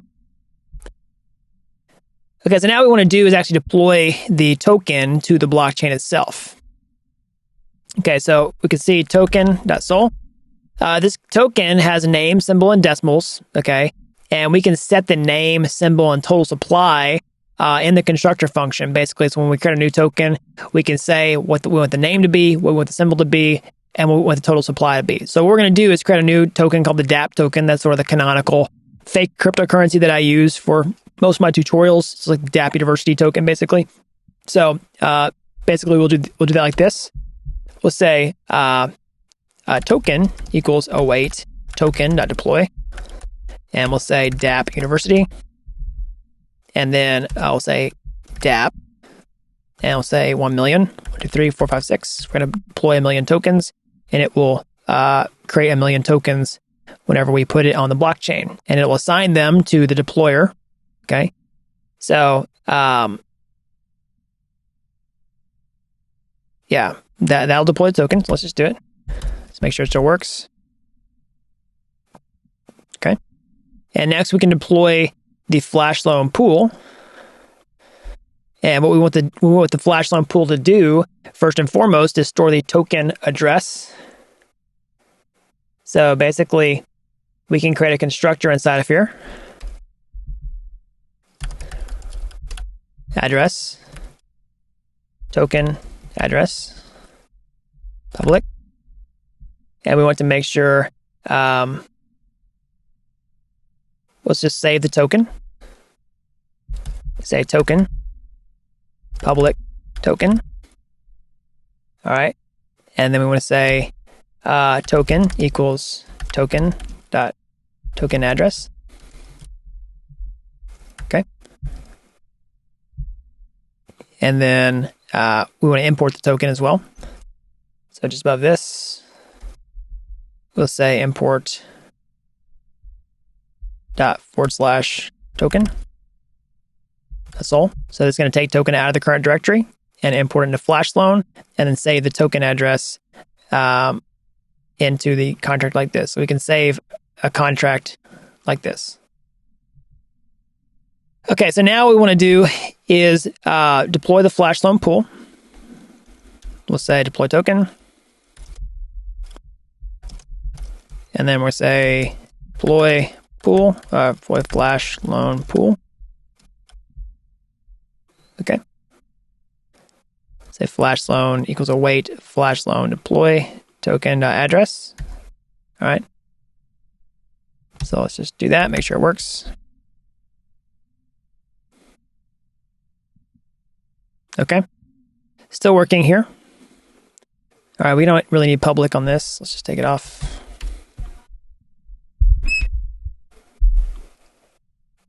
All right, works. So now what we want to do is actually transfer some tokens to the pool. So the whole idea is we've created this token and we've created a flash loan pool that's going to let us do flash loans. And now what we want to do is create a smart contract that's going to borrow money out of here. But initially, we want to take all the tokens we just created and send them to the flash loan pool. Okay. So initially, this developer is a deployer, is the same person in the test example. But he already owns all the tokens. He or she already owns all the tokens. And they are going to essentially transfer tokens from their wallet to the flash loan pool. So that's going to be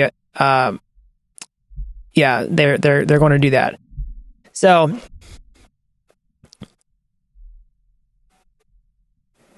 they're going to deposit tokens into the pool.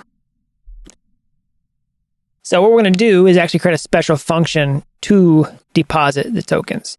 Now, we're going to do this with a special function, okay? Before I get any further, I meant to mention this at the beginning, but I'm going to make it very explicit now so that everybody knows exactly where I'm getting inspiration for this contract from. I want to give full credit where credit is due. So this particular simple flash loan example, this particular simple flash loan example, I am getting, I'm referencing the original implementation from Damn Vulnerable DeFi. Okay, so I've covered this on my channel several times. It's a great resource for learning how to hack smart contracts and do security. And they have some examples on here on how you can do, like flash loan attacks and things like that. So we're going to essentially use great inspiration from their contract. We're not going to be the exact same code. We're going to change some things so that you can see it. We're going to write our own tests. We do a lot of our own custom work, but we are getting inspiration from the original contract from this project. So I will put a link to this inside of the tutorial code so you know exactly where this is, where we're kind of getting inspiration from, and full credit where credit is due, because that team's done a great job of providing some great examples for us. But we're going to code out our own version of it, okay, step by step. And we're going to use our own special token, okay? We're going to add some of our own customizations and write our own tests, but you're going to learn how flash loans work inside and out by doing it step by step. That's the value add here with some slight modifications. So, anyways, just want to call that out, be 100% clear, so in case anybody's like, hey, this looks familiar. Yeah, it's very heavily inspired by the damn vulnerable DeFi stuff. So let's go ahead and add that to the flash loan receiver as well. I'm going to add this to the top so everybody knows exactly where we're coming from.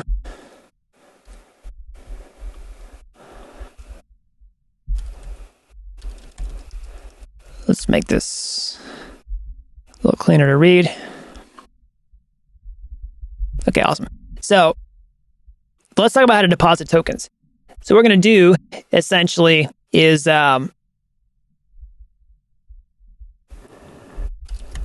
create a function here called deposit tokens. Function deposit tokens. And say uint 256 amount. Say external. Okay. And then what we want to do here is essentially take tokens out of the person's wallet and put them into the pool. So we're going to get our token here. Say token transfer from, and say message.sender, then address this, and then amount. Okay. So let me explain what this is. So again, ERC20 tokens have a function, okay, called transfer from, which is like the NFT we saw in the last section, which lets us take tokens out of any arbitrary address and send it to any arbitrary address for any arbitrary value. Now, in order for this to be successful, somebody else is spending your tokens on your behalf. You must call the approve function as the token owner first. So, if the token creator is going to deposit tokens into this pool, they must first and foremost approve the tokens before they deposit them. Okay, but this is the basic functionality that's going to let somebody put tokens into the pool. All right. So let's go ahead and do that. Essentially, we'll go here. We're going to deposit tokens into the pool.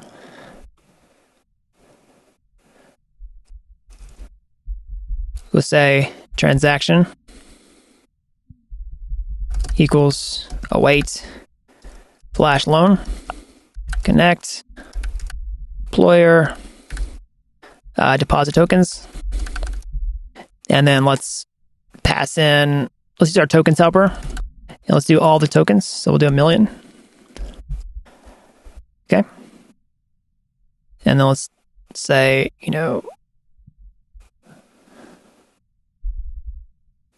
we'll just say let transaction. And we'll do await transaction wait. Okay.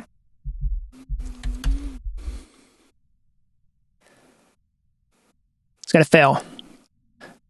Okay. So we want to approve the tokens first. So let's do that, because you can't do a transfer from without approving it first. So basically, we'll add some comments here. Let's say deposit tokens in the pool.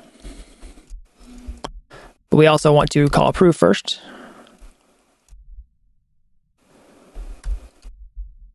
Say approve tokens before depositing. So we'll say transaction, await token connect deployer, approve flash loan address. That's the address of the smart contract for the flash loan pool, tokens, and then, 1,000,000 tokens. And then we'll deposit. Now, hopefully that'll work. Okay. And now let's actually check for it. So now we want to do is check that instead of checking for 1 + 1 is equal to, let's say expect, say await token dot balance of.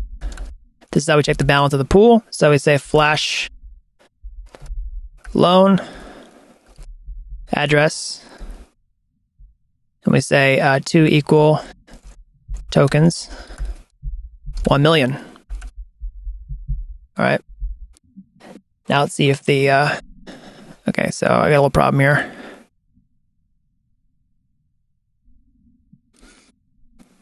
I think I just had a little issue. Let's just fix that. Okay, there we go. So that passes. Okay, so of course we need to call async here, my fault. And then we also want to,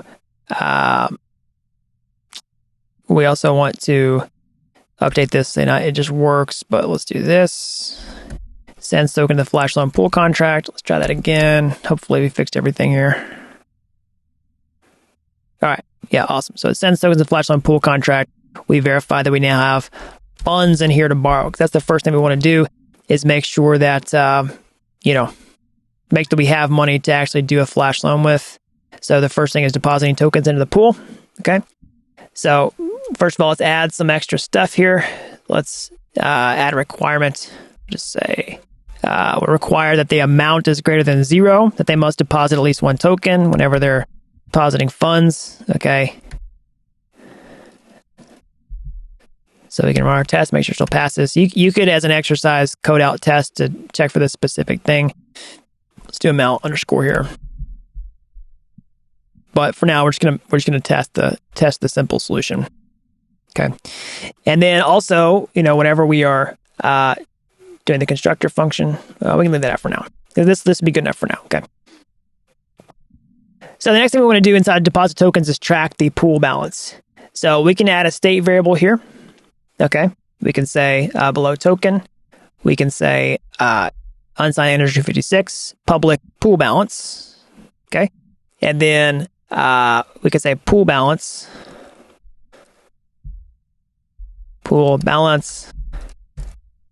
equals pool add and then amount.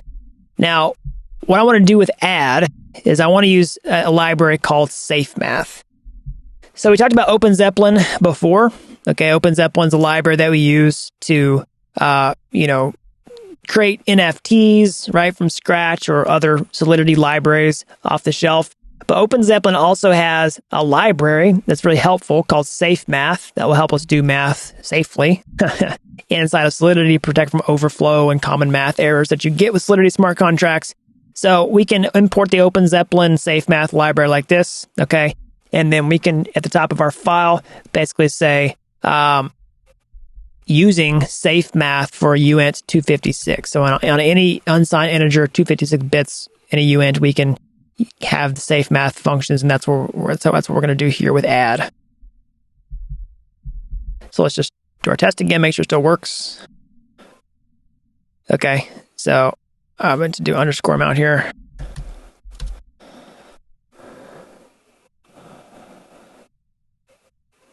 All right, so it still works. Awesome. So now let's actually get into the behavior of coding out the flash loan.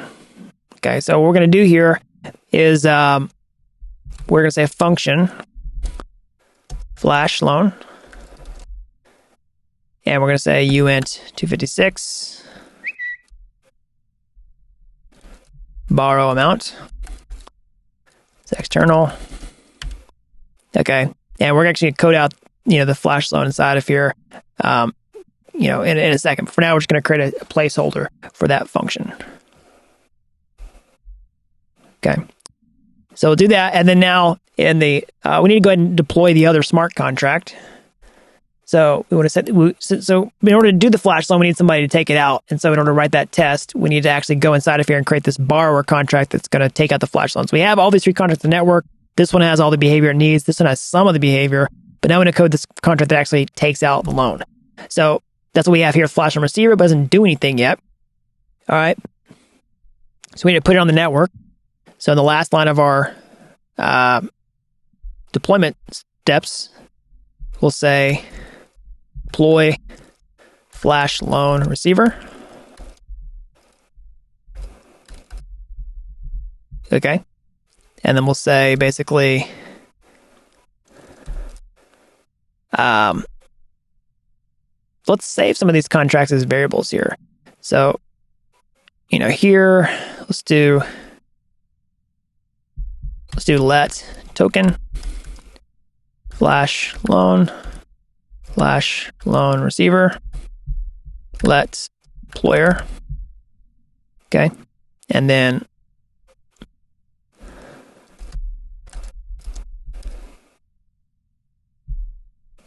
let's do lowercase flash loan receiver equals await flash loan receiver deploy. And what we want to do is actually save the address of the flash loan contract. So that's the first thing we'll do inside the flash loan receiver constructor function. We'll basically say constructor and say address, and we'll say pool address public. We don't need public. And we'll say pool. And we want to basically import the flash loan.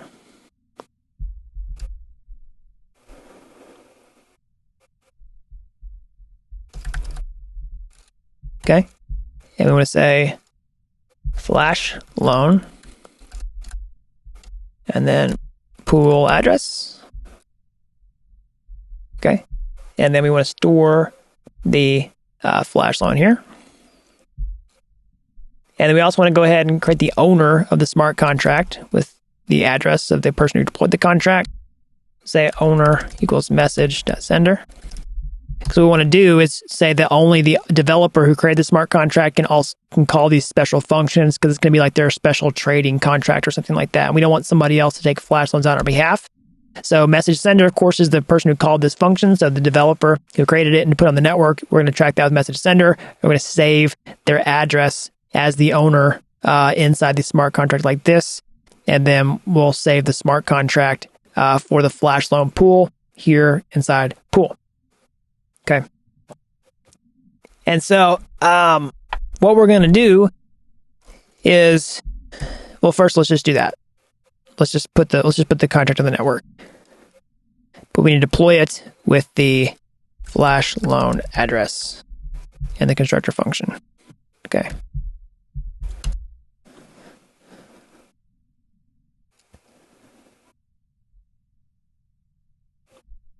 That's Sol. Sorry.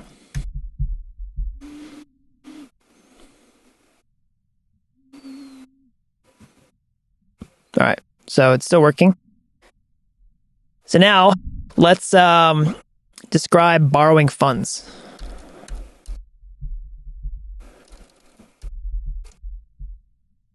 Borrowing funds.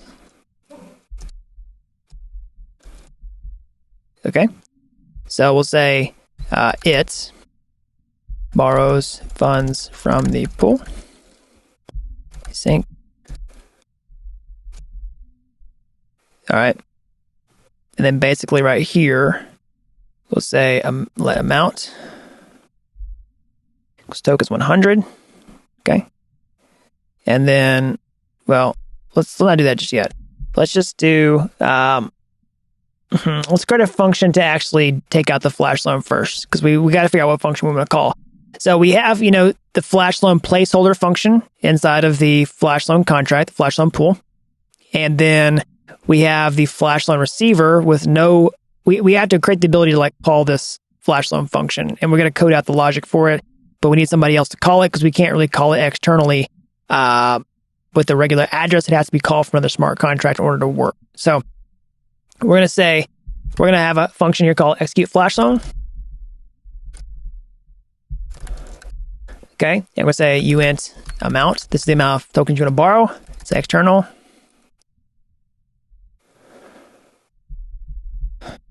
All right. And then inside of here, we basically want to say pool. So that's the pool address. let's say flash loan and then the amount. All right, and then now it's going to call this flash loan function, the borrow amount. And what I'm going to do is we'll use this hard hat console logging statement. So hard hat lets you do console log inside Solidity. So we can do console.log, say borrow amounts. So we can see what's actually getting passed down to this. So this is just going to test that everything's talking to one another.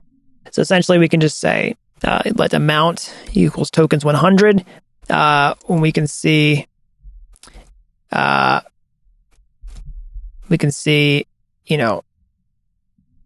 let transaction equals await flash loan receiver connect deployer, execute flash loan, and then pass in the amount here.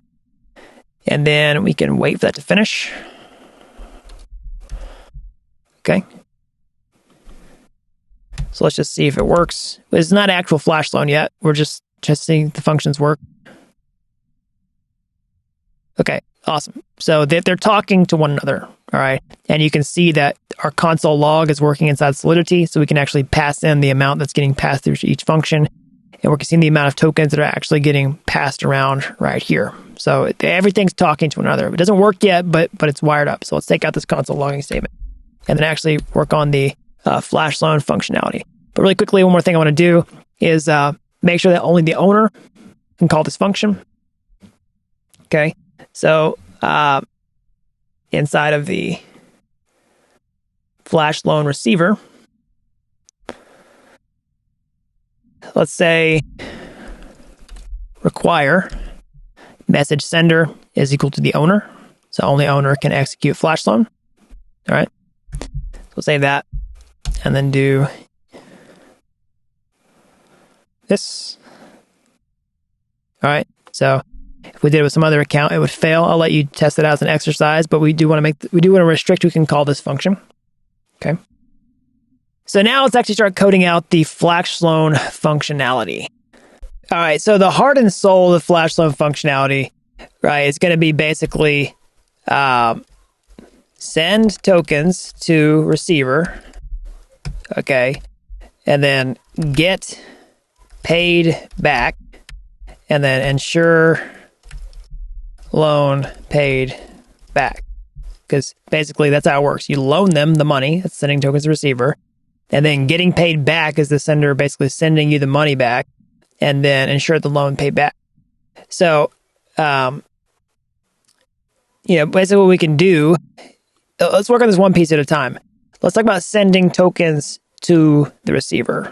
Okay, so let's basically say token dot transfer was a message sender. So message sender in this case is actually going to be the flash loan receiver contract. Okay, and then we'll say borrow amount. All right, and so let's just do the test to make sure it still works. Okay. So right now we can actually check the balance of, right? So right now, like we should see, I can't exactly console log the token balance inside the flash loan receiver because we don't have access to the token yet, but we could do that, right? So let's just do it. Let's demonstrate it. So let's import the token because we're going to need to use it anyway in a minute. Just above flash loan, we'll say import token.sol. And then inside of here, well, we'll come back to this in a minute. Like it's received the tokens. Let's talk about how to get paid back. Okay. So, there's a two-step process in flash loans. So when you can send how this works, let me just show my screen. It's kind of hard to explain. There's two contracts here. The developer, whenever they call the execute flash loan function, this contract is going to call a function on the flash loan pool to get the flash loan. And then the flash loan contract is going to call a function on the borrower to actually execute what happens whenever the flash loan takes place. Okay. So it's like a callback. So this calls a function on this contract, and this function turns around and calls a function on this contract. So in order to actually do something with the money, when you do it, like you're calling pool flash loan, the pool is going to call another function on your smart contract, like function receive tokens. All right. And then it's going to, this is where you do stuff with the money, and then,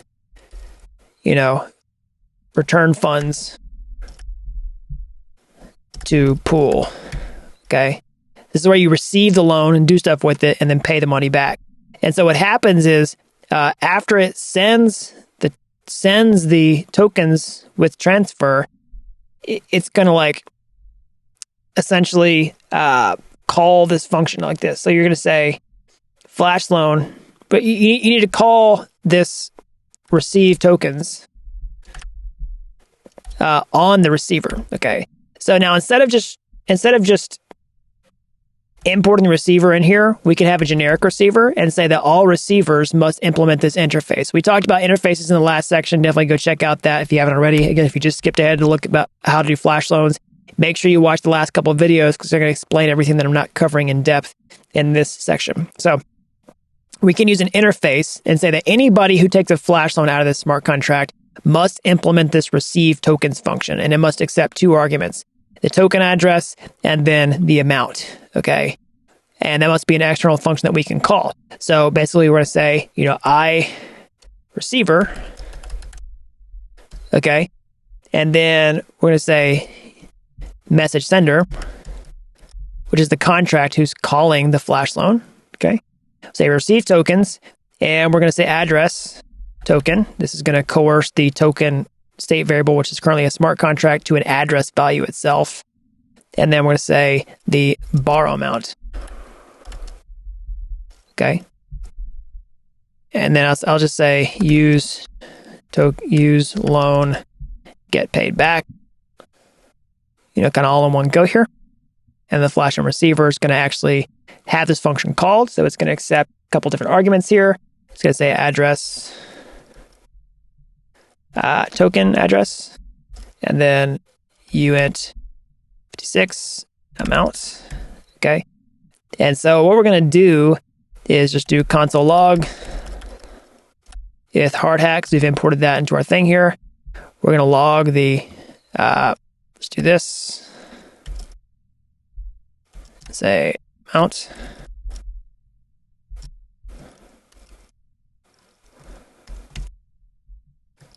Let's just run our test and see if we've gotten this far.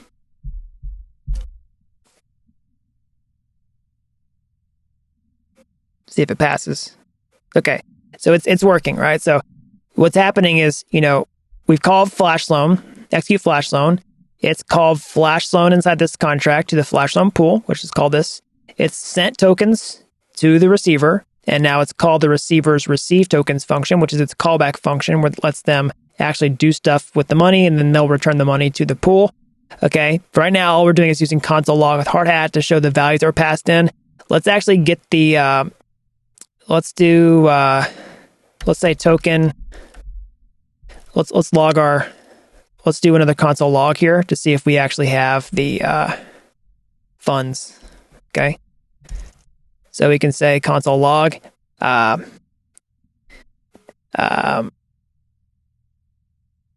token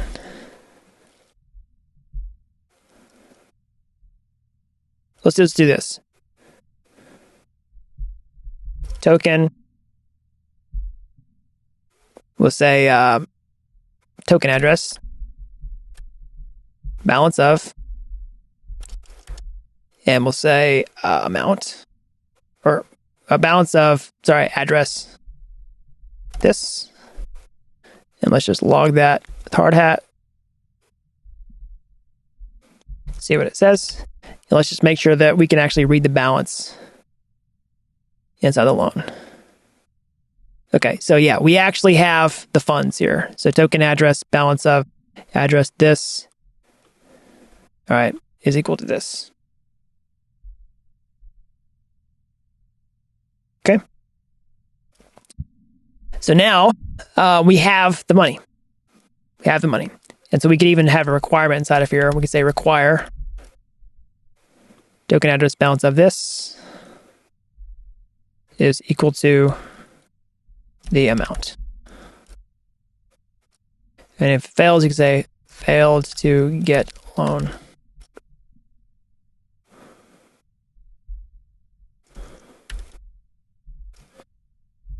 Okay. So let's do that on the test again.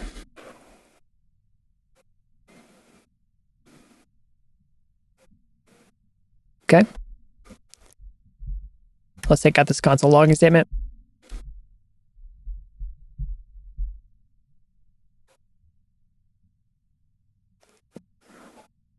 All right. So now I want to do one more thing while we're in here just to prove that we have received the money. I want to create an event inside Solidity. So Solidity lets you emit events whenever you're, doing transactions inside smart contract functions. That's going to let you essentially see a transaction history from every time an event was created. But it's also going to let you, subscribe to events from external consumers so that you can get alerted when things happen.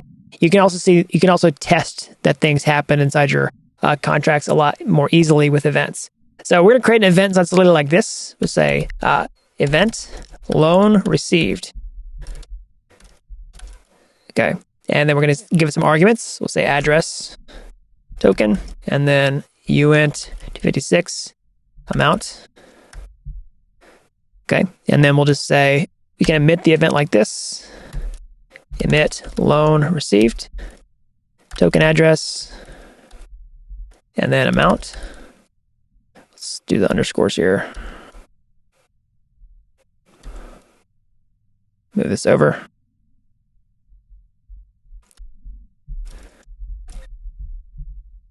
Say require. All right. And then we can test for the event inside of our hard hat test with special matchers like this. It's pretty cool. So we can say await, expect transaction, which is this transaction here. To emit, it's pretty cool. Flash loan receiver, and then loan received. And we can also specify the arguments with args, token to address, and then amount. Let's do that. Let's run our test. Let's see if it works. Awesome. And then if we take the event off, if we comment it out, it should fail.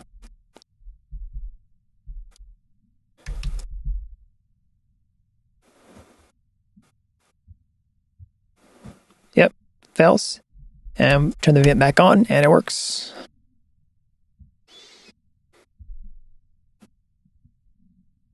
Okay. So another thing that we want to do when we receive these tokens is we want to add some constraints on this. So basically, we want to make sure that, let's just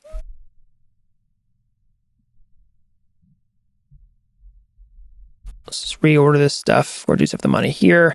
Let's also make sure that only the pool can call this function. So basically we'll say require message.sender equals address of the pool. Say sender must be pool. So we don't want some random person to just call this receive tokens function. Okay. We only want the pool to do it. So we'll just run the test, make sure it still passes. Again, you could write some more sophisticated tests to isolate these use cases, but for now, we're just gonna do it with the happy path. Okay, so that's some more syntactic kind of things. So some more constraints we need to add.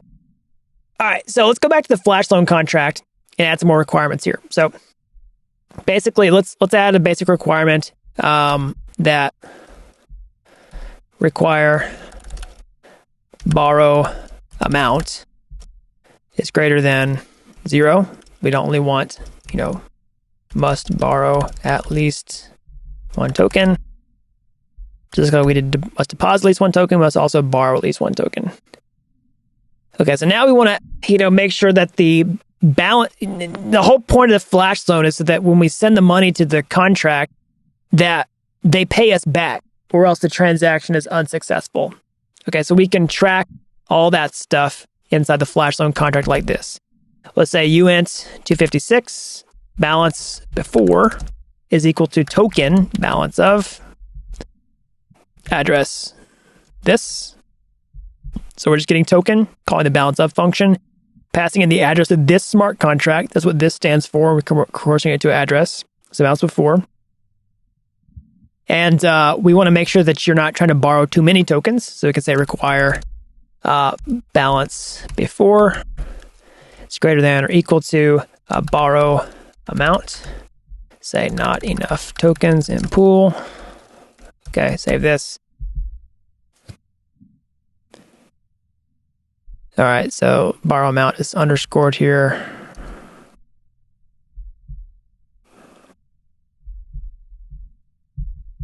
Okay, try it again. All right, still works. And then we want to make sure that the pool's working here.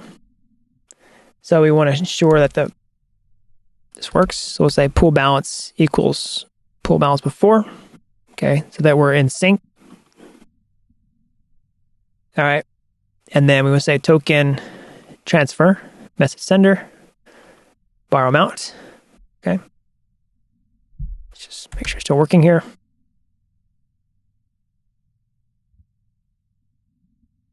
All right. And then now we want to add the final check, which is to ensure the loan is paid back. Because now we've added all these checks, but if they don't pay us back the money, okay, if they do stuff with the money and don't return funds to the pool, then it's kind of useless, right? There's no point in the flash loan. We've just sent them the money. It's just a flash, transfer. It's not a flash loan. So how do we get them to pay us back? Well, basically, they're going to have to implement the logic in the receive tokens function. All we're doing is saying, hey, you have to have this special function called receive tokens. And inside that receive token, you can do whatever you want to with the money, as long as you pay it back. Okay. So we'll send you the tokens. We'll call your receive tokens function. And inside that function, you have to pay us back, because this is the final step. And then we finally just check to see if the loan was paid back here. So say UINT 256 balance after equals token balance of address this. Okay. So we did balance before and then balance after. Okay. And then say require balance after is greater than or equal to. So it doesn't have to be equal. It can be more. We'll take extra money back. Say flash loan hasn't been paid back.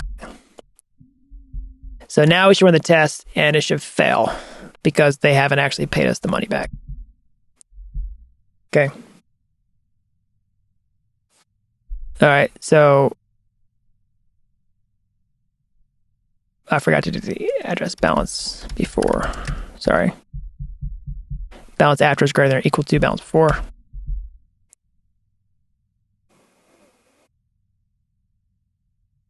All right. So yeah, the flash loan hasn't been paid back. We get the exact error that we expect.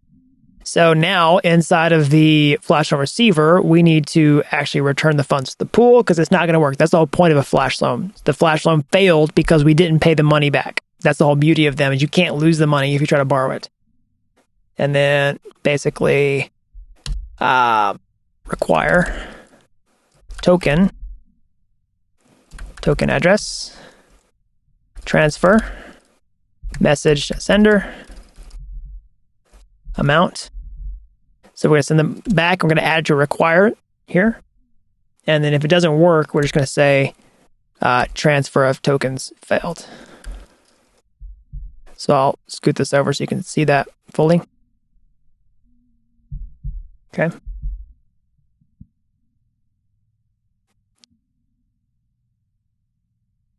Okay, awesome. So now it's passing. We've actually successfully taken out a flash loan. We have done that and then paid the money back. Awesome. So there's one last thing that I want to add to the flash loan contract before we finish.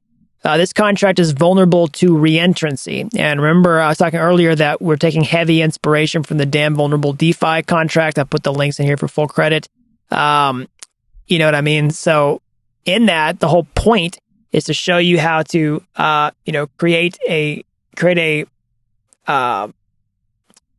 basically create something that, helps with that. So we're going to add, or basically show you how reentrancy works. Okay.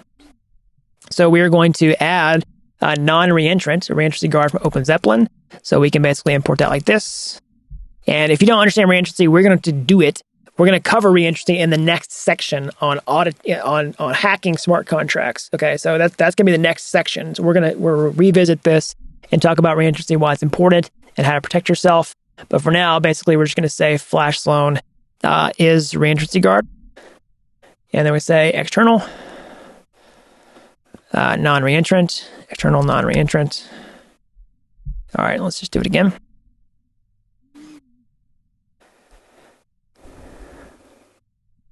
Okay, awesome. Boom, there we go. All right, so that's an overview of how to code out a flash loan smart contract and then how to code a contract that receives the money. So now what you can do is essentially take this and implement your own code here to go do stuff with the money, like buy cryptocurrency on one exchange and sell it on a different exchange. But in order to get to this point, you have to really understand how flash loans work from the inside out so that you can actually transfer tokens around, ensure that you've got money, how to pay money back.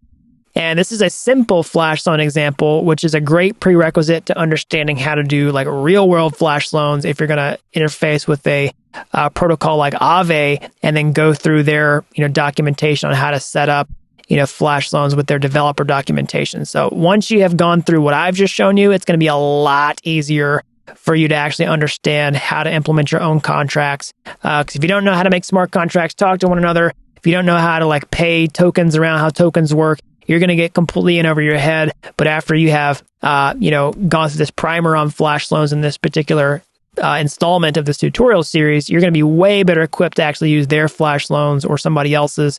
All right. And then code your own custom logic to do stuff with the money. So this is where you could do things like buy cryptocurrency on one exchange and sell it on another. But once you've done this, you got your own tests in place. That's going to make it, a lot easier for you to go down that path. So hope you like this section. That's an overview of flash loans. In the next section, we're going to talk about smart contract hacking, particularly with reentrancy, just like I hinted at with this example right here. All right, so now let's get into our section on hacking smart contracts. Okay, so this is a really popular topic because, there's so many smart contracts out there that hold lots and lots of money inside of them.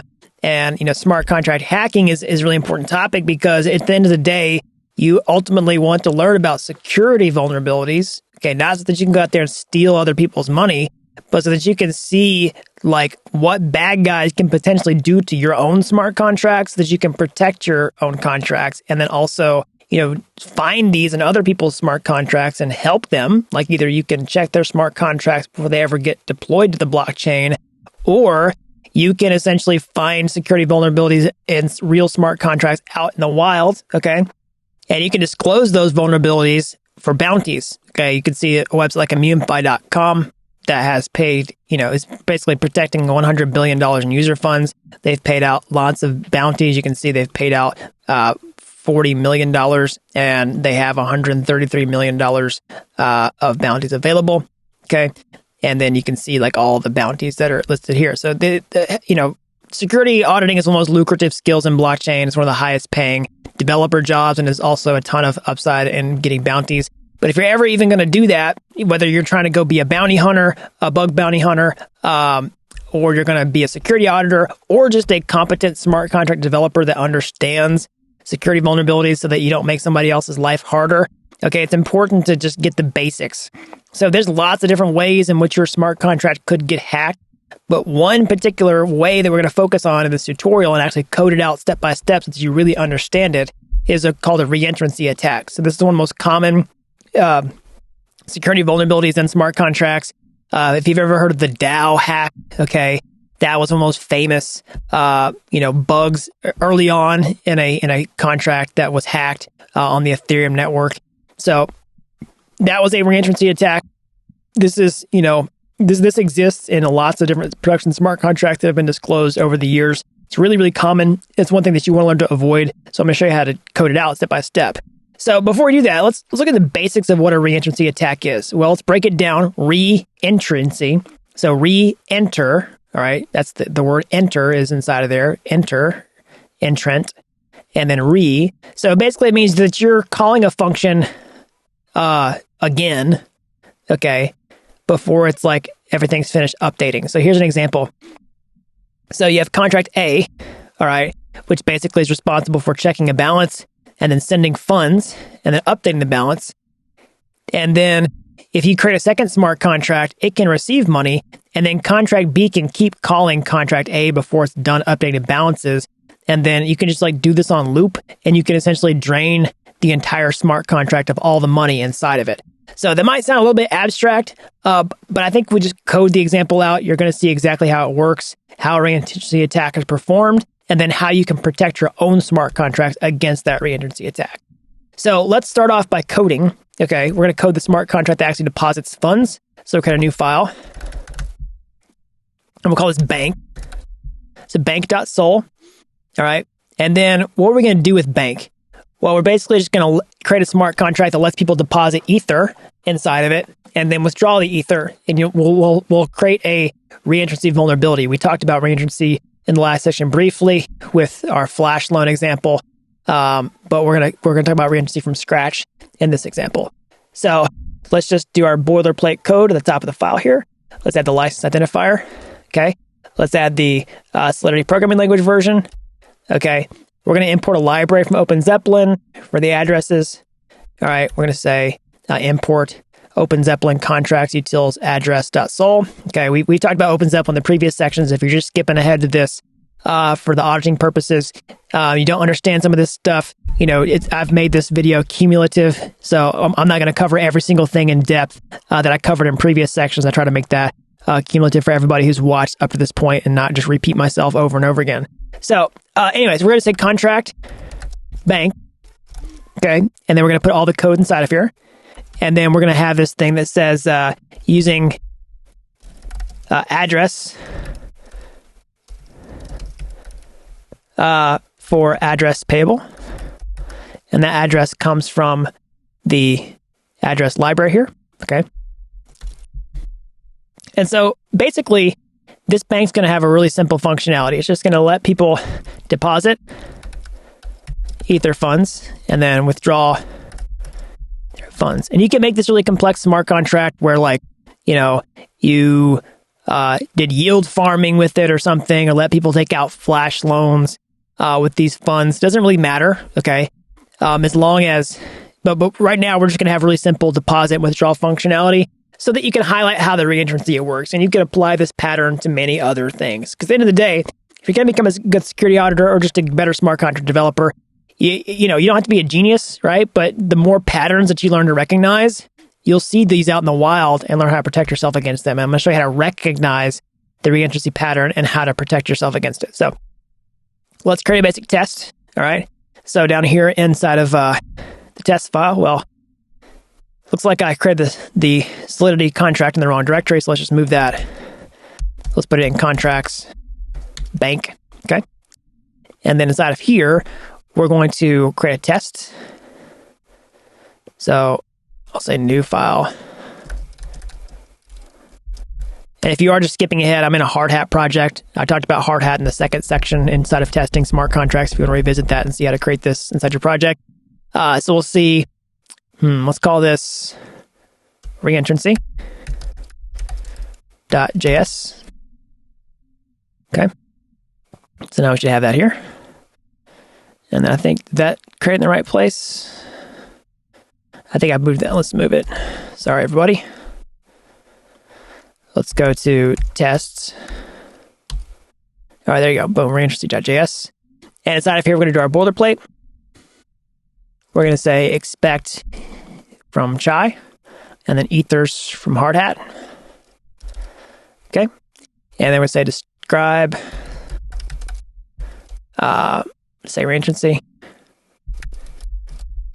and we'll say do this function. Okay, and we'll do our deployment. Say async, go at the function, and then we'll say let deployer. Okay, say let bank. Okay, we'll deploy the bank contract. So we'll do, we'll say const bank equals await ethers get contract factory. And we'll say bank. And let's go ahead and connect the deployer to it. All right. So we're going to, well, actually, we're going to, yeah, we're just going to do that. Okay. We're only going to let the deployer do that for now. And we'll say bank await bank.deploy. Okay. And then let's just see if that, let's do a smoke test and see if it works. So this is from the previous section. Let's say npx hard test. Let's say reentrancy.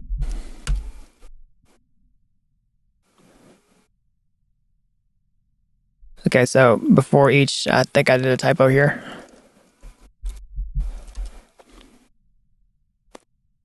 Okay, so it's that worked, but let's actually create a test example.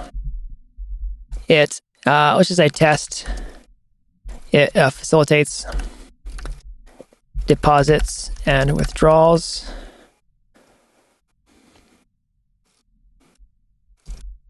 And then we'll just say function. And actually, let's make this a describe function, not it. Describe. Okay. And we'll say it accepts deposits. All right. We'll say async. We're going to check that deposits actually took place. So check deposit balance. Okay. So let's create a function to let people actually deposit Ether into the bank. All right. So we'll create a function here called deposit. Deposit. And we'll say external payable.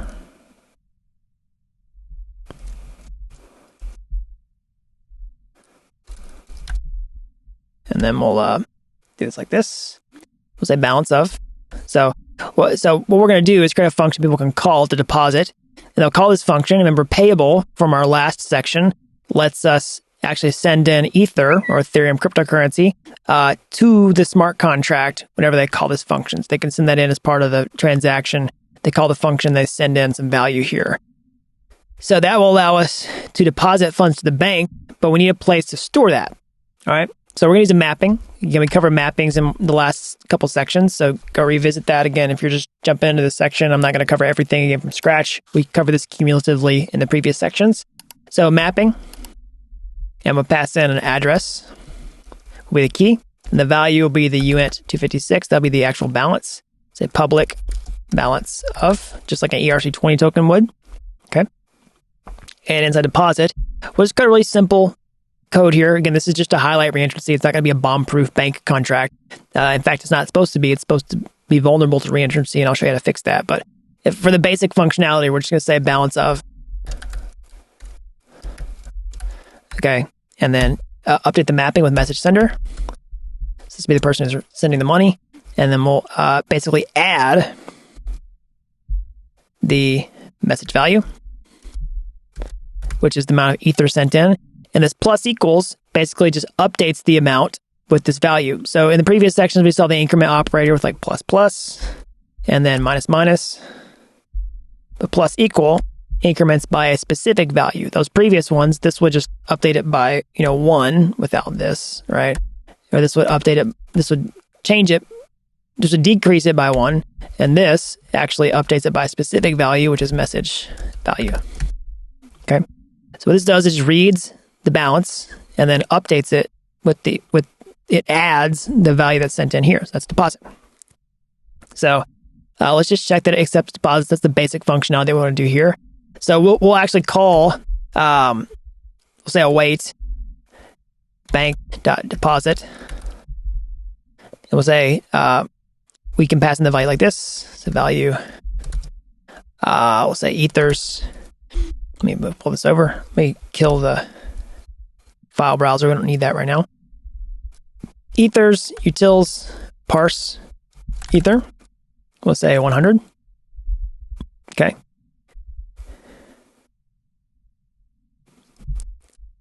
And we're going to do that from the deployer because we're automatically with the deployer whenever we do this.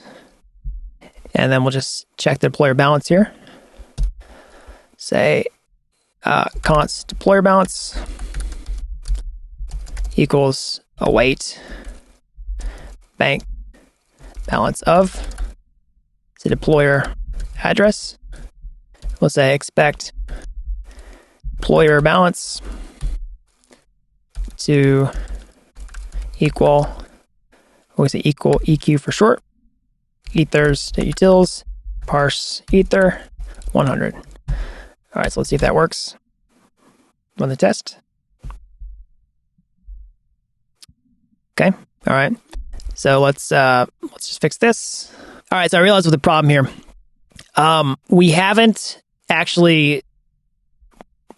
specified the deployer yet. Okay. So the deployer is going to be one of the accounts from ethers. So we can, get the signers from ethers like we did in the previous examples. Again, go check that out if you haven't already. Say await ethers, get signers. That's going to give us all the wallets connected. And we can, we're going to show you a new pattern. Basically, we can do a destructuring here with a deployer. So it's going to return an array, and we can just we do parallel assignment here. So I said destructure, I meant parallel assignment. We can parallel assign the deployer by just giving it an array like this, and it's going to assign the deployer variable from the first item in the array that's returned by get signers. Let's do that, and let's try it again, see if it works. All right, it passes. So it accepts deposits. We can see that it actually deposited funds in there. Okay. So now let's add another user into the equation. Let's add a user. Let's let them deposit some funds too. Okay. Let's and then we'll say await. Let's let the user deposit 50 ether. So we'll do it like this. Say await bank connect user. So not doing it on behalf of the deployer here. We're connecting with a different account, bank user. Deposit value ethers utils parse ether 50. So they're going to send 50 ether. The deployer is going to send 100. That'd be 50. Okay. And then now we can check the user balance inside of here. We could say user balance equals await balance of user address to equal 50. Try that. Okay. Awesome. So now we can say it should accept withdrawals. That's going to be the other part of the equation. So it accepts withdrawals. Pass in a function. This should be async as well.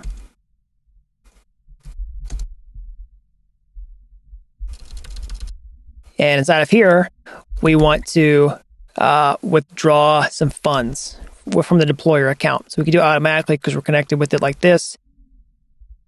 But we need to implement a withdrawal function in the smart contract. So we'll do a withdrawal function like this. Function withdraw.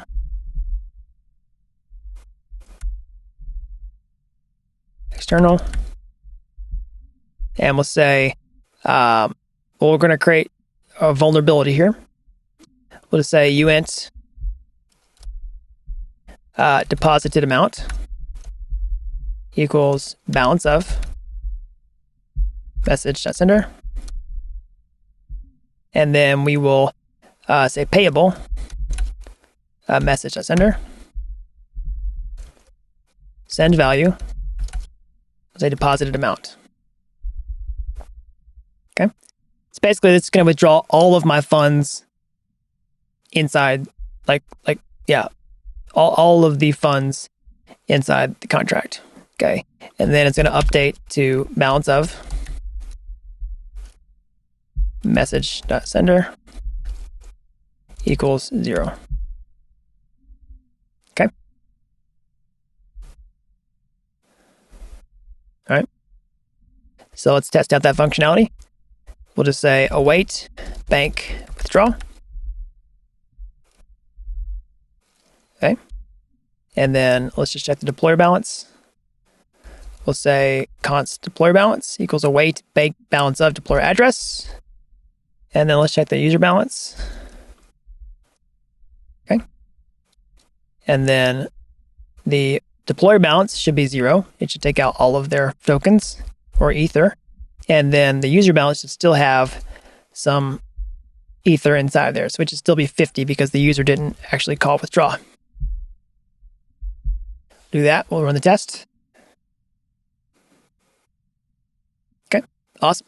So it accepts deposits and accepts withdrawals. So that is the basic functionality to the bank smart contract. Again, this could be a lot more sophisticated. You could make this like a full-on liquidity pool with like flash loans or yield farming or something. But for now, we just want to make it a simple bank and highlight the reentrancy vulnerability. So in order to do that, we have to create a separate smart contract because, a user in and of themselves could not just get on there with an Ethereum address and then, perform a reentrancy attack to drain the funds from this bank. All right. But someone with a smart contract could execute a reentrancy attack. And so for that reason, we need to create a separate smart contract for the attacker. So let's create a new contract here and we'll call this attacker.sol. Okay. Let's just make sure that it's actually in the right place. Yeah, it's in our contracts directory. And inside of here, we're going to code out the attacker contract. So we'll do our boilerplate. We'll add the license identifier and then also the programming language version. And then we'll say, let's just see here, contract attacker. Okay. And then we'll put our stuff inside of here.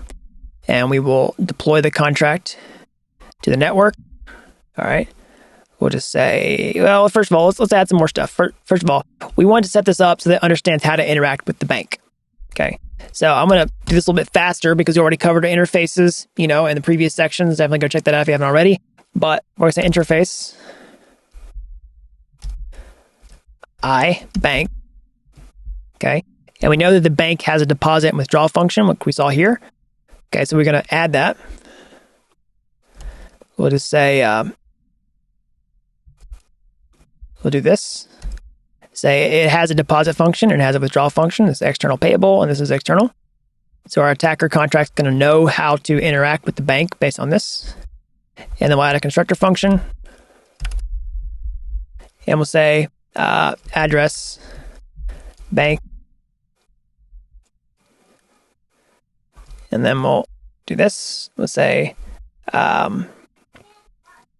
we'll save the bank here. Say I bank public mutable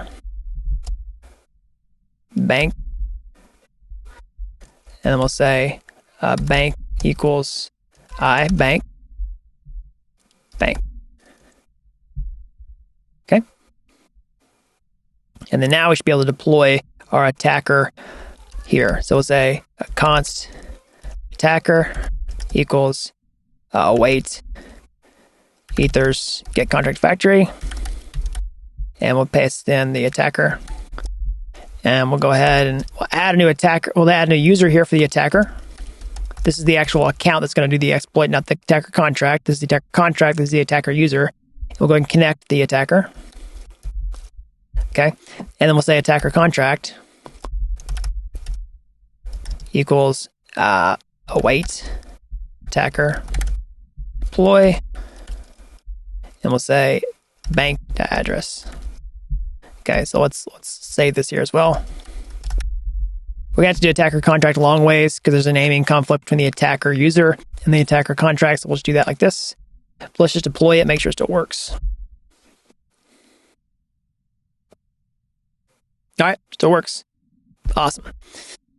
So now let's focus on executing the attack, the reentrancy attack. So let's say it allows attacker to drain funds from withdrawal. We'll say async. We'll do a function here. Okay. So let's see how we can actually do reentrancy. All right. So let's set this up with some console logging so that you can see how it works. So the first thing we want to do is just get the entire Ether balance of the whole bank. Okay. So earlier before, we were checking the balance, right? Like we were looking at we're using the balance of function to see what the actual balance was of each user. But in this case, we want to see like the entire balance of the bank. So we could do that like this. We could say await ethers provider get balance. That's how we do it in ethers.js, just checking the ether balance of any address. It can be a user address, an externally owned account, or it can be a smart contract address. So say bank.address. Okay, so we can say console.log. All right. And then you can see it here. Okay, so we can see the value. But let's actually format it. So we'll say, ethers.utils format ether. And then we'll do that.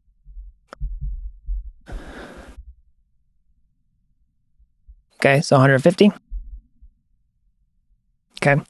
And so now we can add some more to the console logging statement. We can actually do string interpolation. So you can interpolate the values inside the string. If you use backticks, right? You can use this $sign and then use these curly braces and then put these inside of here. Okay. And then you can say basically like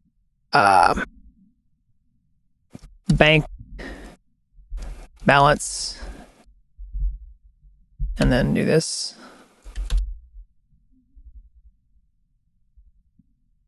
Oops.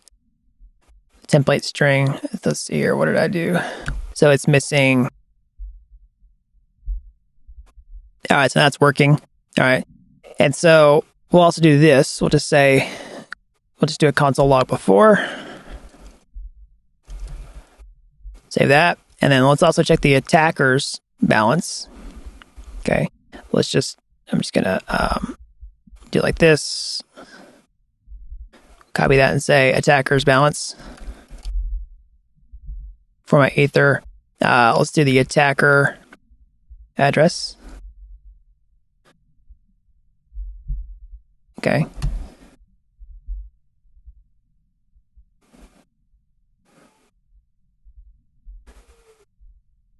Okay, so we can see the attacker's address is this. There's the bank address.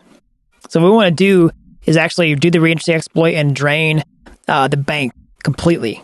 Okay. So let's do it like this. Let's create an attack.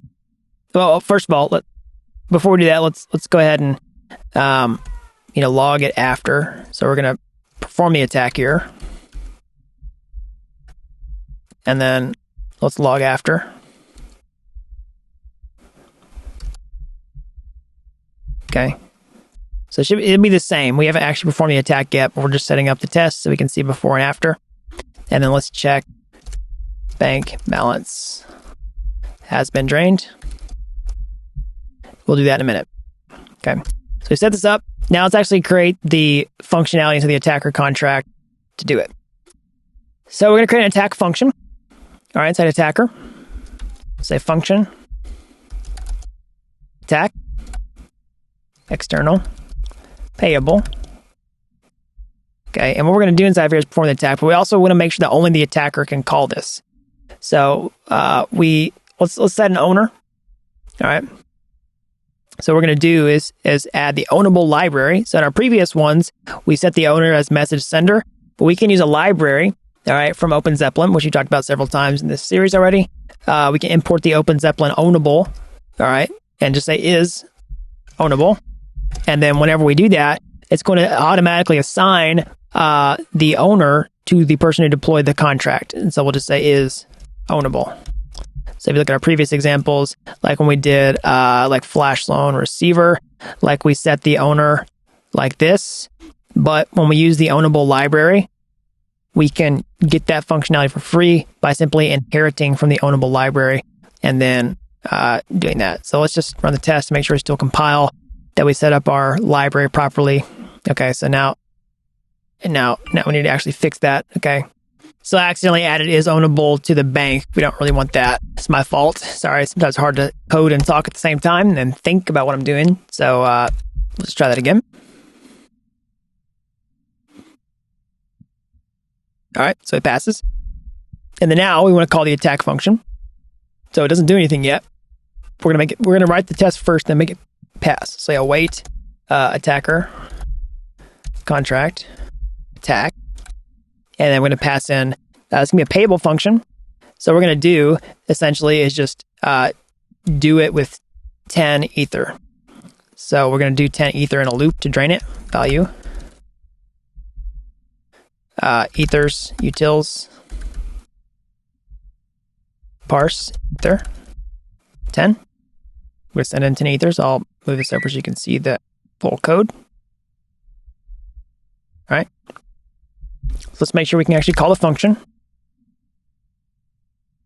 Okay. So it's not doing anything yet, but we're calling the function. And then lastly, what we want to do, let's write the test that we want to happen and then make it pass. So the expectation is expect. I'm going to move this up so you can see it in case it's cut off screen.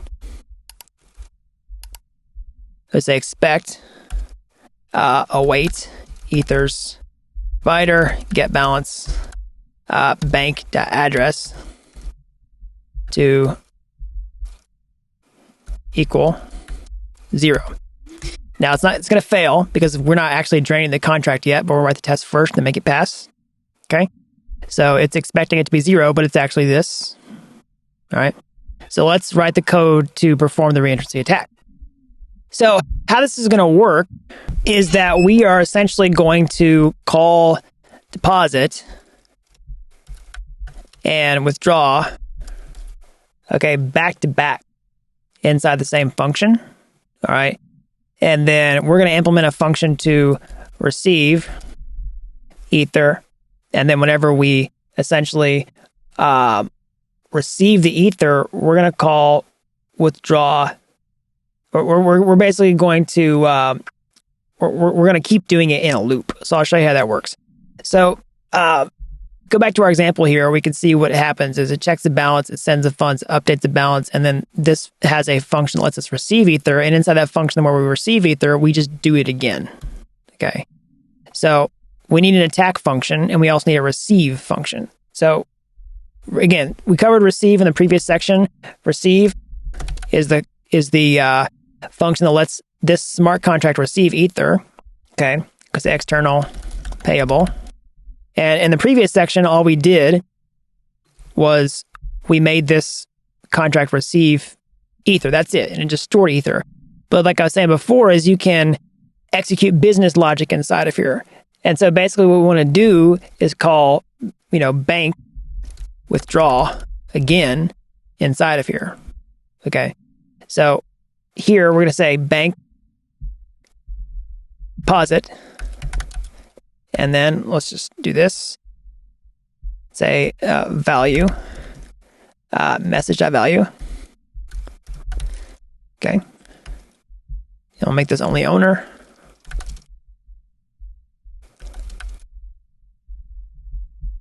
Okay. And then we're going to turn around and call withdraw.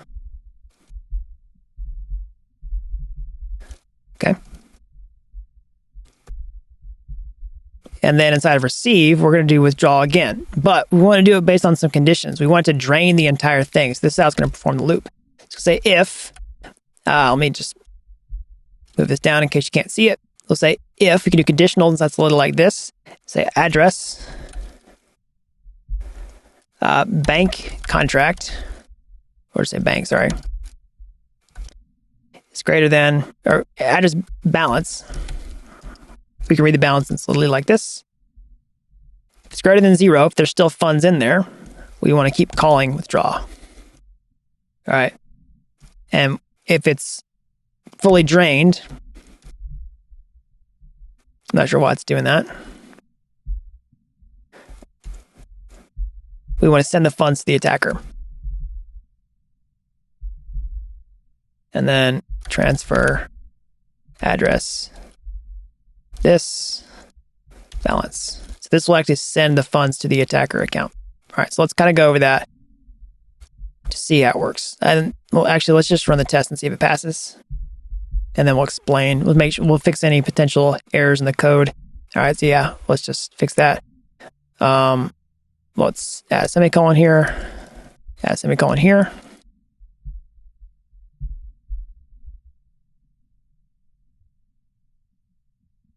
All right, so it worked. You can see that here's the balances. We'll explain it here in a second. But okay, so let's look at it. So the contract, what it does is it calls attack, which does deposit. All right, it goes to the bank's deposit function, which basically updates balance, and then it instantly calls withdraw. Okay, and whenever it receives the ether in this withdraw function, it takes the deposit amount, then sends it down to 0. Okay. It's going to hit this function receive, which is going to say, okay, we haven't finished updating. It hasn't finished totally updating the state yet. So we can, once we get it, if the balance is still greater than 0, we can call withdraw again. And that's where the real big vulnerability comes into place. You can just keep calling withdraw once you've received the money because of how brittle this implementation is for balance up. Okay. So you can see here, like payable, send value. Once it hits this, it hasn't hit this yet. Okay. So you can just call withdraw again before it actually sends your balance to 0. That's where the big vulnerability is because it's a brittle implementation. All right. And so you can just keep calling withdraw and it will drain the funds down to 0. And once they are 0 and it hits this again, you're just calling it on loop.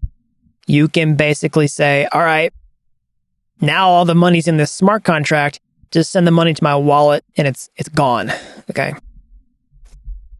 So that's how you perform a reentrancy attack, and that's how you spot the vulnerability, is because whenever it receives the money on this line, it hasn't hit this line yet, and you can just keep calling withdraw, drain the contract balance to 0.